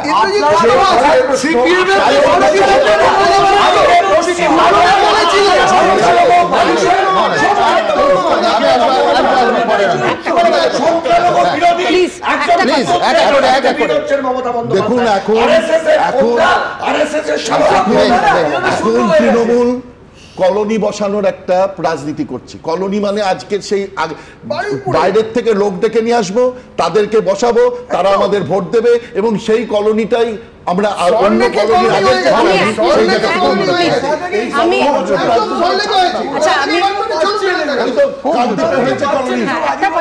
আমি একটু নারী সুরক্ষা নিয়ে একটা কথা বলবো, সেটা হচ্ছে যে সারা দেশে অ্যাভারেজে 4 লক্ষ ক্রাইম হচ্ছে মহিলাদের ওপরে, অ্যাভারেজ বেশি কম মিলিয়ে, এবং তার মধ্যে নাম্বার 1 হচ্ছে উত্তরপ্রদেশ। অবশ্য পশ্চিমবঙ্গ পিছিয়ে নেই, 4 নম্বরে হচ্ছে ওয়েস্ট বেঙ্গল। আর একটা কথা বলি, সেটা হচ্ছে যে আমরা কি সত্যি নারী সুরক্ষা নিয়ে সিরিয়াস? না হলে নির্ভয়া ফান্ডের 1000 কোটি টাকা যেটা স্যাংশন করা হয়েছিল, সেটা পরবর্তীকালে বিজেপি শাসিত সময়ে 587 কোটি টাকা হয়ে গেল। আমি একটা ছোট্ট বাক্য যোগ করি, সেটা হচ্ছে আমরা সবাই দেখেছি যে তৎকালীন প্রধান বিচারপতি সুপ্রিম কোর্টের DY চন্দ্রচূড় তিনি একটা একটা উচ্চ পদস্থ কমিটি করে দিলেন যারা নির্ধারণ করবে যে দেশ জুড়ে, শুধু পশ্চিমবঙ্গ নয়, দেশ জুড়ে হাসপাতালে যে মহিলা কর্মীদের সুরক্ষা সেটা নিয়ে। তারপরে একটা শব্দ শুনেছেন, DY চন্দ্রচূড় যখন রিটায়ার করছেন তার শেষ সেই শুনানির সময় তিনি বলছেন আমি খুব হতাশ, মানে ওইটাই হচ্ছে শেষ বাক্য। সেই হতাশার পরে সুপ্রিম কোর্ট, আমি বিচার ব্যবস্থার সম্পর্কে সম্পূর্ণ শ্রদ্ধা রেখে বলছি, তারপরে সেই কমিটি কি হলো, কি সুপারিশ তারা করলো, দেশ জুড়ে হাসপাতালগুলোতে রাতে মহিলাদের সুরক্ষার জন্য কি করা হলো আমরা কেউ কিন্তু জানি না। আমি বলছি এই প্রশ্ন আমার রইল, তার কারণ অত্যন্ত সিরিয়াস একটা বিষয়। সর্বোচ্চ আদালতের পরবর্তী পদক্ষেপ যদি দেশের মানুষ না জানতে পারে, প্রশ্ন থেকে যায়, তাহলে গোটা বিষয়টা নিয়ে কিন্তু প্রশ্ন থেকে যায়। কিন্তু আপনাদের কি প্রশ্ন আপনারা জানেন, আমাদের ভেরিফাইড এক্স অ্যাকাউন্ট সঙ্গে সুমন@IAM সুমন দে। দ্রুত আমি কয়েকটা মন্তব্য নিয়ে আর একটা অত্যন্ত বড় খবরে যাব। রঞ্জন সেনগুপ্ত তিনি লিখছেন, তৃণমূলের 21শে জুলাইয়ের আগে প্রধানমন্ত্রীর জনসভা নিঃসন্দেহে ভালো রণকৌশল। প্রবাল ঘোষ লিখছেন, রাজ্য বিজেপির যা সংগঠনের হাল সেটা দিয়ে মমতা বন্দ্যোপাধ্যায়কে ক্ষমতাচ্যুত করা সম্ভব নয়। অরিজিৎ তালুকদার লিখছেন, 25শে জুলাই থেকে বিধানসভা ভোটে বিজেপির প্রচারের সুর বেঁধে দিলেন প্রধানমন্ত্রী। অয়ন ঘোষ লিখছেন, প্রধানমন্ত্রী সবকিছু ঠিক নজরে রেখেছেন, কিন্তু সিবিআই কি কাজ করছে সেটা কি ওনার নজরে আছে? শেখ শামীম লিখছেন, পরিবর্তনের ডাক দেয়া যতটা সহজ ততটাই কঠিন ক্ষমতায় আসা। ঠিক এইখানে আমি দেখাবো দিলীপ ঘোষ, যিনি রাজ্য সভাপতি নেই বিজেপির, কিন্তু সংবাদে আছেন। আজকে তিনি প্রধানমন্ত্রীর সভায় থাকবেন না এ দিয়ে নানা জল্পনা। শেষ পর্যন্ত তিনি জেপি নাড্ডার বাড়ি গেলেন, প্রথমবার দেখা পেলেন না, দ্বিতীয়বার দেখা পেলেন। তারপর ঘটনাপ্রবাহ বেরিয়ে কি বলছেন, কতটা গল্প হলো, কোট আনকোট দিলীপ ঘোষ। পরের প্রতিবেদনে। পার্টি ডাকেনি, হয়তো পার্টি চায়ও না আমি যাই, অস্বস্তি হবে। দুর্গাপুরে নরেন্দ্র মোদীর মেগা সভা, কিন্তু সেখানে থাকলেন না বঙ্গ বিজেপির এখনো অবধি সবচেয়ে সফল রাজ্য সভাপতি দিলীপ ঘোষ। তিনি তখন দিল্লিতে বিজেপির সর্বভারতীয় সভাপতি জেপি নাড্ডার সঙ্গে বৈঠক করতে। আর দিল্লি যাওয়ার আগে প্রধানমন্ত্রীর সভায় অনুপস্থিত থাকা নিয়ে যা বললেন তা নিঃসন্দেহে ইঙ্গিতপূর্ণ। দিল্লি যাচ্ছেন, আমাদের সবার বক্তব্য, আপনি তো বলেছিলেন যে কর্মী হিসেবে আপনি আজকে মোদীর সভায় যাবেন। আমাকে কর্মীরা ডেকেছিলেন, তাই আমি হ্যাঁ করেছিলাম। পার্টি ডাকেনি, হয়তো পার্টি চায়ও না আমি যাই, অস্বস্তি হবে, সেজন্য আমি যাচ্ছি না দুর্গাপুরে মাননীয় প্রধানমন্ত্রীর সভা। দিল্লি পৌঁছেই দিলীপ ঘোষ সোজা চলে যান মতিলাল নেহেরু মার্গ, বিজেপির সর্বভারতীয় সভাপতি জেপি নাড্ডার বাড়ি। কিন্তু দেখা যায় 5 মিনিটের মধ্যেই বেরিয়ে আসছেন দিলীপ ঘোষ। এখন নয়। সূত্রের খবর, সেই সময় স্বাস্থ্যমন্ত্রী জেপি নাড্ডা নিজের মন্ত্রকের দফতরে ছিলেন। এরপর 3টে নাগাদ ফের দিলীপ ঘোষ যান জেপি নাড্ডার বাড়ি। সূত্রের খবর, দুজনের প্রায় 40 মিনিট কথা হয়, কিন্তু বেরিয়ে কার্যত চুপ রইলেন দিলীপ ঘোষ। দুর্গাপুরের পরিবর্তে দিল্লি, কিন্তু কেন? দিলীপ ঘোষের অবস্থান নিয়ে জল্পনার মধ্যে কটাক্ষ ছড়ে দিয়েছে তৃণমূল। দিলীপ ঘোষ ভারতীয় জনতা পার্টির নেতা, নিশ্চয়ই তার জন্য অত্যন্ত অস্বস্তিকর একটা পরিবেশ। যেই পরিবার তিনি এত কাজ করেছেন, সেই পরিবারই তাকে আজকে বর্জন করছেন, চিনতেই পাচ্ছেন না। দিলীপ ঘোষ বিজেপিতে ছিলেন, বিজেপিতে আছেন এবং সক্রিয়ভাবে বিজেপিতেই থাকবেন। সামনেই 26-এর বিধানসভা নির্বাচন, তার আগে তৃণমূলের 21শে জুলাই। নানা কারণে বরাবরই শিরোনামে থাকা দিলীপ ঘোষ কোনো পদে না থেকেও এবারেও সেই লাইমলাইটে। বিজেন্দ্র সিংহ, মনোজ বন্দ্যোপাধ্যায় ও অনির্বাণ বিশ্বাসের রিপোর্ট, এবিপি আনন্দ। আবার বলছি এই মুহূর্তে অত্যন্ত একটা গুরুত্বপূর্ণ খবরে আসবো। 2021 সালের বিধানসভা ভোট পরবর্তী হিংসায় এই কলকাতা শহরে বিজেপি শ্রমিক সংগঠনের সদস্য অভিজিৎ সরকার খুন হয়েছিলেন, সে কথা আপনারা জানেন। তারপর সিবিআই সেই তদন্ত করে, সেই সিবিআই তদন্তে অভিজিৎ সরকারের দাদা বিশ্বজিৎ সরকার সন্তুষ্ট ছিলেন না, ইত্যাদি ইত্যাদি। এইবার এখন সেই মামলায় তৎকালীন ওসি, এসআই এবং হোমগার্ডকে জেলে পাঠালো বিশেষ সিবিআই আদালত। আবার বলছি, জেলে পাঠালো বিশেষ সিবিআই আদালত। নিঃসন্দেহে অত্যন্ত তাৎপর্যপূর্ণ এই খবর। দেখুন, 2021 সালের 2রা মে বিধানসভা ভোটের ফল ঘোষণার দিনই খুন হয়েছিলেন কাঁকুরগাছির বাসিন্দা বিজেপির শ্রমিক সংগঠনের সক্রিয় সদস্য অভিজিৎ সরকার। 4 বছর পর সেই মামলাতেই নারকেলডাঙ্গা থানার তৎকালীন ওসি শুভজিৎ সেন, তৎকালীন সাব ইন্সপেক্টর রত্না সরকার এবং হোমগার্ড দীপঙ্কর দেবনাথকে জেল হেফাজতে পাঠালো সিবিআই এর বিশেষ আদালত। এই মামলায় তৃণমূল কর্মী সুজাতা দেকেও 31শে জুলাই পর্যন্ত জেলে পাঠিয়েছে আদালত। একটা খুন হবার পরেই যেই থানার ওসির নামে কমপ্লেন, তাকে কাস্টাডি নেওয়া হলো না, তার বিরুদ্ধে কোনো পুলিশ থেকে, কলকাতা পুলিশ থেকে, তখন তো কলকাতা পুলিশ ছিল, সিবিআই ছিল না, তারা কোনো পদক্ষেপ করলো না, উল্টে তাকে পদোন্নতি দিয়ে দিল। এরা খুনের সঙ্গে যুক্ত। সম্প্রতি এই মামলায় সিবিআই যে সাপ্লিমেন্টারি চার্জশিট দেয় তাতে এই পুলিশ কর্মীদের নাম ছিল। সিবিআই এর চার্জশিটে নারকেলডাঙ্গা থানার তৎকালীন ওসি শুভজিৎ সেন, তৎকালীন সাব ইন্সপেক্টর রত্না সরকার এবং হোমগার্ড দীপঙ্কর দেবনাথের বিরুদ্ধে ষড়যন্ত্রে অংশ নেওয়া, ঘটনা ধামাচাপা দেওয়া ও তথ্য প্রমাণ লোপাটের চেষ্টার অভিযোগ আনা হয়। শুক্রবার ব্যাংকশাল কোর্টে হাজিরা দেন নারকেলডাঙ্গা থানার তৎকালীন 2 পুলিশ আধিকারিক ও 1 পুলিশ কর্মী। শুনানিতে পুলিশকে উদ্দেশ্য করে সিবিআই আদালতের বিচারক রোহন সিনহা বলেন, রক্ষকই যদি ভক্ষক হয় তাহলে সমাজ কি করবে? সমাজ অর্থাৎ আপনি আমি। বিশ্বজিৎ সরকার যেভাবে তার দাদা যেভাবে পার্সু করেছে, তার ফলে কিন্তু আজকে এই রেজাল্টটা হয়েছে। যে প্রাইম অ্যাকিউজ, তাকে এত বছর লাগলো তাকে ধরতে। খালি তাই না, ধরার জন্য যে ট্রায়ালটা তো অ্যাবসকন্ডিং, ওটা ফাইল ফর দ্য প্রেজেন্ট করে তো ট্রায়ালটা তো সঙ্গে সঙ্গে চালু করতে পারতো। ব্যাংকশাল কোর্টে সিবিআই এর বিশেষ আদালতের বিচারক রোহন সিনহা নারকেলডাঙ্গা থানার তৎকালীন ওসি শুভজিৎ সেনের আইনজীবীর উদ্দেশ্যে বলেন, আপনার মক্কেল ওসি থেকে কবে এসিপি হলেন? এই ঘটনার 19 দিন পরে প্রমোশন পেলেন। আমি এই বিষয়ে মন্তব্য থেকে বিরত থাকছি, শুধু বলছি যে ওই দুর্ভাগ্যজনক ঘটনার 19 দিন পর প্রমোশন পেয়েছেন। তবে যে কোনো প্রমোশনকে পুরস্কার হিসেবেই দেখা হয়। জবাবে নারকেলডাঙ্গা থানার তৎকালীন ওসি শুভজিৎ সেনের আইনজীবী বলেন, গত 4 বছরে প্রভাব খাটানোর কোনো অভিযোগ সামনে আসেনি। বিচারক জানতে চান, চার্জশিট দাখিলে দেরি কি প্রভাব খাটানো নয়?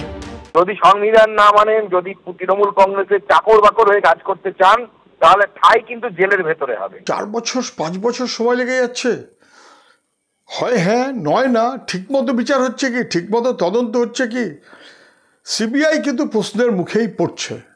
এটা ঠিক যে ভোট পরবর্তী হিংসা পশ্চিমবাংলায় ভয়াবহ, কোনো সন্দেহ নেই। তবে এখন সামনে আবার ভোট এসে গেছে, এখন সিবিআইকে আবার একটু নাড়াচাড়া করতে দেখা যাচ্ছে।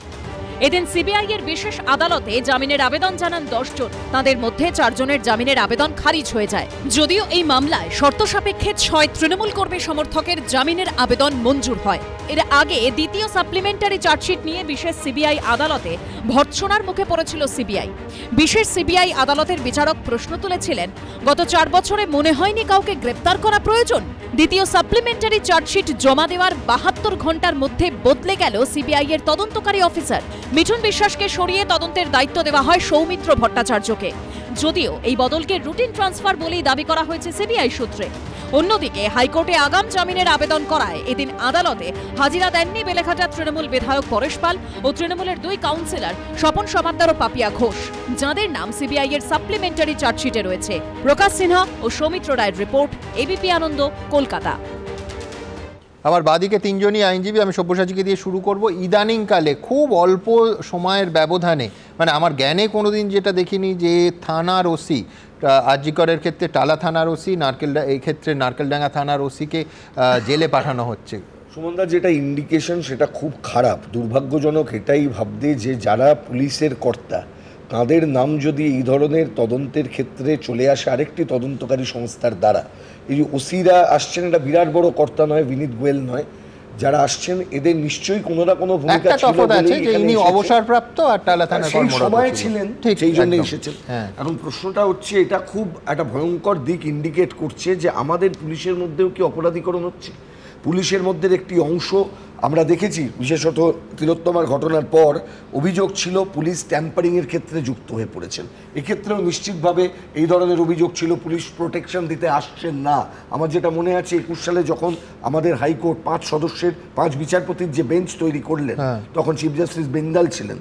সেই বেঞ্চ তৈরি করার পর সেই বেঞ্চ কিন্তু এই রায় দিয়েছিলেন। ইনফ্যাক্ট কিছুদিন আগে নিওয়ালিপুর থানায় বা 4 জন এসআইকে সাসপেন্ড করা হয়েছে এবং রাজ্য পুলিশ তদন্ত করার পর করেছে যে তারা 30টা গাড়ি ভাঙচুর করেছিলেন, লরি ভাঙচুর করেছেন তোলাবাজির অভিযোগে। কালকে 12 লাখ রাজ্য পুলিশই ব্যবস্থা নিয়েছে। একজন চাকরি দেব বলে পয়সা নিয়েছিলেন, কালকে একটা খবর দেখলাম কোন পুলিশ চাকরি নেবার জন্য। কিন্তু আমি মুদ্রার উল্টো পিঠটাও সমানভাবে দেখাই, সেটা হচ্ছে এরাম নয় তো যে এই ওসিদের বা নিচুতলার অফিসারদের এক্স্যাক্টলি স্কেপগোট করা হচ্ছে, বলির পাঁঠা করা হচ্ছে, অন্যরা পার পেয়ে যাচ্ছে, এরাম নয় তো।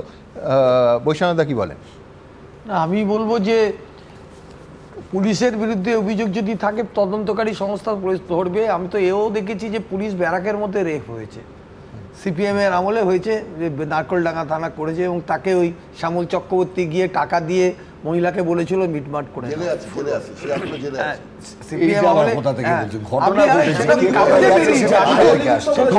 আপনি কোন দল?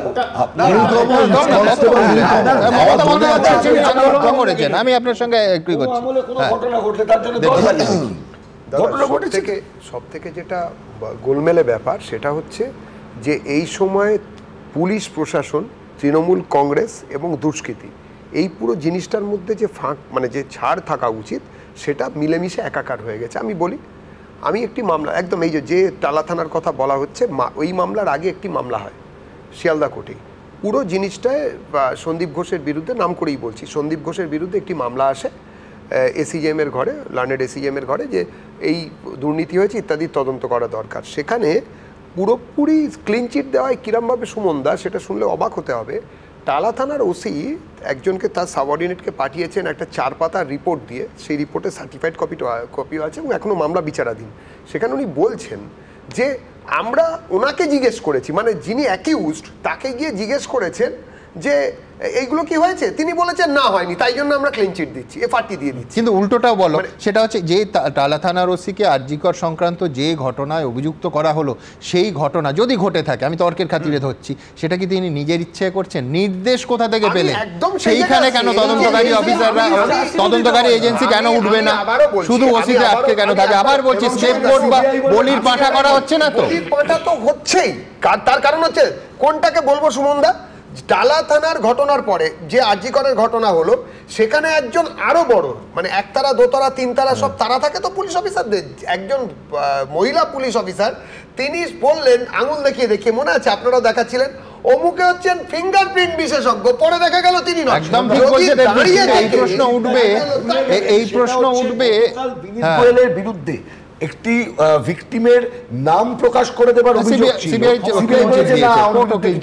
কিন্তু আমার পাশাপাশি প্রশ্ন থাকবে, সেটা হচ্ছে যে আমি বলছি যে 60 দিনের মধ্যে চার্জশিট প্লেস না করায় জামিনও তো পেয়ে গেলেন। আমি বলছি কে তদন্ত করছিল? সিবিআই যোগ হবে তো এই তালিকায়? শুনুন, যেটা একটা প্রশ্ন অত্যন্ত গুরুত্বপূর্ণ যেটা আপনি বললেন, সেটা হচ্ছে যে প্রশাসনের রাজনীতিকরণ যদি হয়, তাহলে কিন্তু প্রশাসনের অত্যন্ত দায়িত্বশীল যারা আছেন তারা বিপদে পড়তে বাধ্য। অর্থাৎ প্রশাসন, তৃণমূল কংগ্রেস বা বিজেপি, তারা যখন শাসক তাদের একটা রোল আছে, আবার তারা যখন রাজনৈতিক দল করছে তাদের একটা রোল আছে। কিন্তু ভারতবর্ষের ক্ষেত্রে বারবার এই প্রশ্ন সিবিআইডি নিয়ে উঠেছে, পশ্চিমবঙ্গেও এই প্রশ্ন উঠছে। এটা একটা রাজনৈতিক বড় প্রশ্ন যে একটা রাজনৈতিক দল তাদের থেকে প্রশাসনকে কতটা আলাদা রাখবে, সেটাই সংসদীয় গণতন্ত্রে আমাদের চাহিদা, কিন্তু সেটা পূরণ হচ্ছে না। এইখান থেকে এক্ষেত্রে একটা কথা বলি, 1993 সালে ভোরা কমিটি ক্রিমিনালাইজেশন অফ পলিটিক্স, তারা একটা বিরাট রিপোর্ট তৈরি করেছে এবং সেখানে দেখিয়েছিলেন তারা যে থানেদার, বিডিও, এরা সব মিলে, পলিটিশিয়ানস, তারা একসঙ্গে মিলে এই নেক্সাসটা তৈরি করে। এই নেক্সাস কিন্তু অনেকদিন, ভোরা কমিটির রিপোর্ট খুব বিখ্যাত। তারপরে প্রত্যেক রাজত্বী, যেটা বৈষ্ণববাবু বলতে চেয়েছেন যে এটা ঘটনা যে প্রত্যেক রাজত্বী, এটা এমন নয় সিপিএম রাজত্বে ছিল না। আমি বলছি পুরো জিনিসটা অত্যন্ত যেটা সিগনিফিকেন্ট একদম। আমি বলছি আমি রাজনৈতিক চাপানুতরের পাশাপাশি একেবারে স্পষ্ট ভাষায় যেটা বলতে হবে যে অভিযোগটা কি। আমি বলছি প্রত্যেক নাগরিকদের কাছে অত্যন্ত আশঙ্কা, সেটা হচ্ছে যে পুলিশ কর্মী বা অফিসার তিনি যে স্তরেই হন না কেন, উচ্চ স্তরে হলে আরও চিন্তার। আজকে অভিযোগটা উঠলো খুনের মামলায় যুক্ত থাকার এবং তথ্য প্রমাণ লোপাটের। আমি বলছি ঠিক যেটা পুলিশের বাধা দেওয়ার কথা, উদ্ধার করার কথা, সেই কাজে অভিযুক্ত হতে পারেন পুলিশ। আমি এইখান থেকে আমার পরের প্রতিবেদন 21শে জুলাই আগামী সোমবার নিঃসন্দেহে আজকে কলকাতা হাইকোর্টের কি বলেন সেই দিকে নজর ছিল সবার। মাননীয় বিচারপতি তীর্থঙ্কর ঘোষ তিনি বেশ কিছু শর্ত বেঁধে দিলেন, কি সেগুলো দেখুন। 21শে জুলাই তৃণমূলের মহাসমাবেশের দিন সকাল 9টা থেকে 11টা পর্যন্ত কলকাতায় যেন কোনো যানজট না হয়। কলকাতা হাইকোর্ট থেকে 5 কিলোমিটারের মধ্যে যেন সাধারণ মানুষের অফিস যেতে কোনো অসুবিধে না হয়, কলকাতা পুলিশকে তা নিশ্চিত করতে হবে। শুক্রবার এমনই কড়া নির্দেশ দিল কলকাতা হাইকোর্ট। 21শে জুলাই সোমবার তৃণমূলের মেগা কর্মসূচি, প্রধান বক্তা মমতা বন্দ্যোপাধ্যায়। ইতিমধ্যেই জেলা থেকে কলকাতায় আসতে শুরু করেছেন তৃণমূল নেতাকর্মীরা। 21শে জুলাই কলকাতা কার্যত মিছিল নগরী হয়ে ওঠে। এর জেরে ব্যাপক যানজটের আশঙ্কায় কলকাতার পুলিশ কমিশনারকে চিঠি দেন আইনজীবীদের একটি সংগঠন। অভিযোগ সেই চিঠির কোনো উত্তর আসেনি। এরপরে বিষয়টি কলকাতা হাইকোর্টে ওঠে। এই প্রেক্ষাপটে বৃহস্পতিবার বিচারপতি ঘোষ তার কড়া পর্যবেক্ষণে বলেছিলেন, মানুষ আর কতদিন সহ্য করবে? তাহলে সরকার ছুটি ঘোষণা করুক, মানুষ ঘর থেকে বেরোবে না, কাউকে অসুবিধার সম্মুখীন হতে হবে না। এরপর শুক্রবার দ্বিতীয় শুনানিতে বিচারপতি তীর্থঙ্কর ঘোষ নির্দেশ দিলেন 21শে জুলাই অর্থাৎ সোমবার সকাল 8টা পর্যন্ত মিছিল করা যাবে। তারপর আর কোনো মিছিল কলকাতায় ঢুকতে পারবে না। সকাল 9টা থেকে 11টা পর্যন্ত কলকাতার কোথাও যেন যানজট না হয় তা পুলিশকেই নিশ্চিত করতে হবে। আবার সকাল 11টার পর মিছিল যেমন এগোয় তেমনই এগোবে। রাজ্যে বিধানসভা নির্বাচনের আগে এবার 21শে জুলাই সপ্তাহের প্রথম দিন, সোমবার, কাজের দিন। সেই 21শে জুলাই নিয়ে এবার হাইকোর্ট বিধিনিষেধ আরোপ করলো।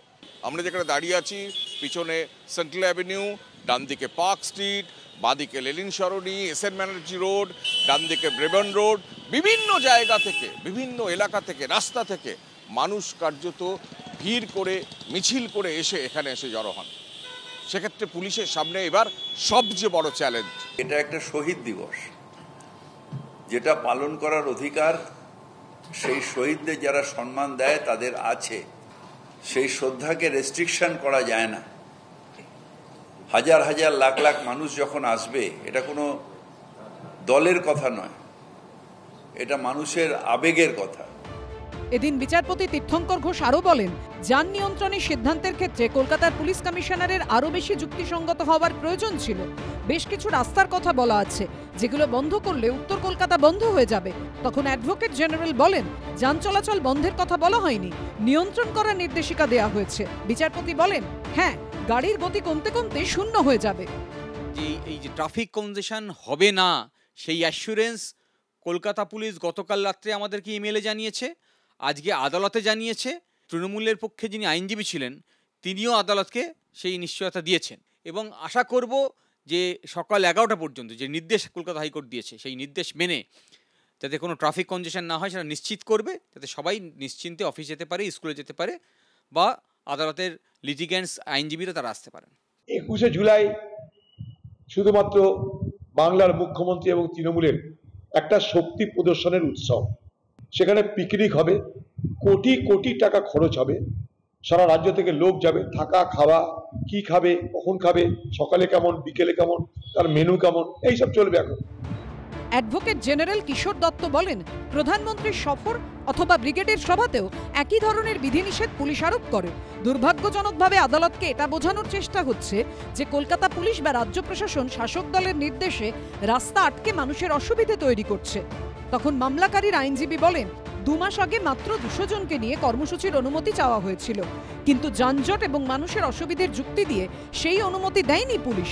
এরপর বিচারপতি বলেন, কলকাতা পুলিশের দক্ষতা নিয়ে তার কোনো সন্দেহ নেই, সেই কারণে নির্দিষ্ট কিছু ক্ষেত্র ছাড়া তদন্তভার কেন্দ্রীয় সংস্থাকে তিনি দেন না। শুক্রবার আদালতে 21শে জুলাইয়ের কোনো পুলিশি অনুমতিপত্র পেশ করতে পারেনি রাজ্য সরকার। যদিও রাজ্য সরকারের আইনজীবী মৌখিকভাবে দাবি করেন তাদের কাছে পুলিশের দেওয়া অনুমতিপত্র রয়েছে। সৌভিক মজুমদার, কৃষ্ণেন্দু অধিকারী ও অনির্বাণ বিশ্বাসের রিপোর্ট, এবিপি আনন্দ। দেখুন, তিনি আজ প্রধানমন্ত্রীর মঞ্চে ছিলেন না, কিন্তু তাকে নিয়ে জল্পনা কল্পনার বিন্দুমাত্র কমতি নেই। তিনি দিলীপ ঘোষ। রাজ্য বিজেপির শীর্ষ নেতারা যখন দুর্গাপুরে প্রধানমন্ত্রীর জনসভায়, তখন রাজ্য থেকে 1100 কিলোমিটার দূরে দিল্লিতে জেপি নাড্ডার সঙ্গে একান্ত বৈঠক করলেন রাজ্য বিজেপির প্রাক্তন সভাপতি। যদিও কি নিয়ে কথা তা নিয়ে একটি শব্দও খরচ করেননি দিলীপ ঘোষ, শুধু বলেছেন খুব গল্প হয়েছে। তাহলে রাজনীতির হিসেবের খাতায় অন্যরকম কিছু অঙ্ক কষা হচ্ছে তা আমরা জানি না, কিন্তু এই সমস্ত জল্পনা কল্পনা নিয়ে অ্যানিমেশনে একটু রসিকতা করেছি বলে আবার কেস দেবেন না প্লিজ। দেখুন, কেস দেবেন না প্লিজ। हमसे वफा हरगिज़ न थे, पर हम वफा कर न सके।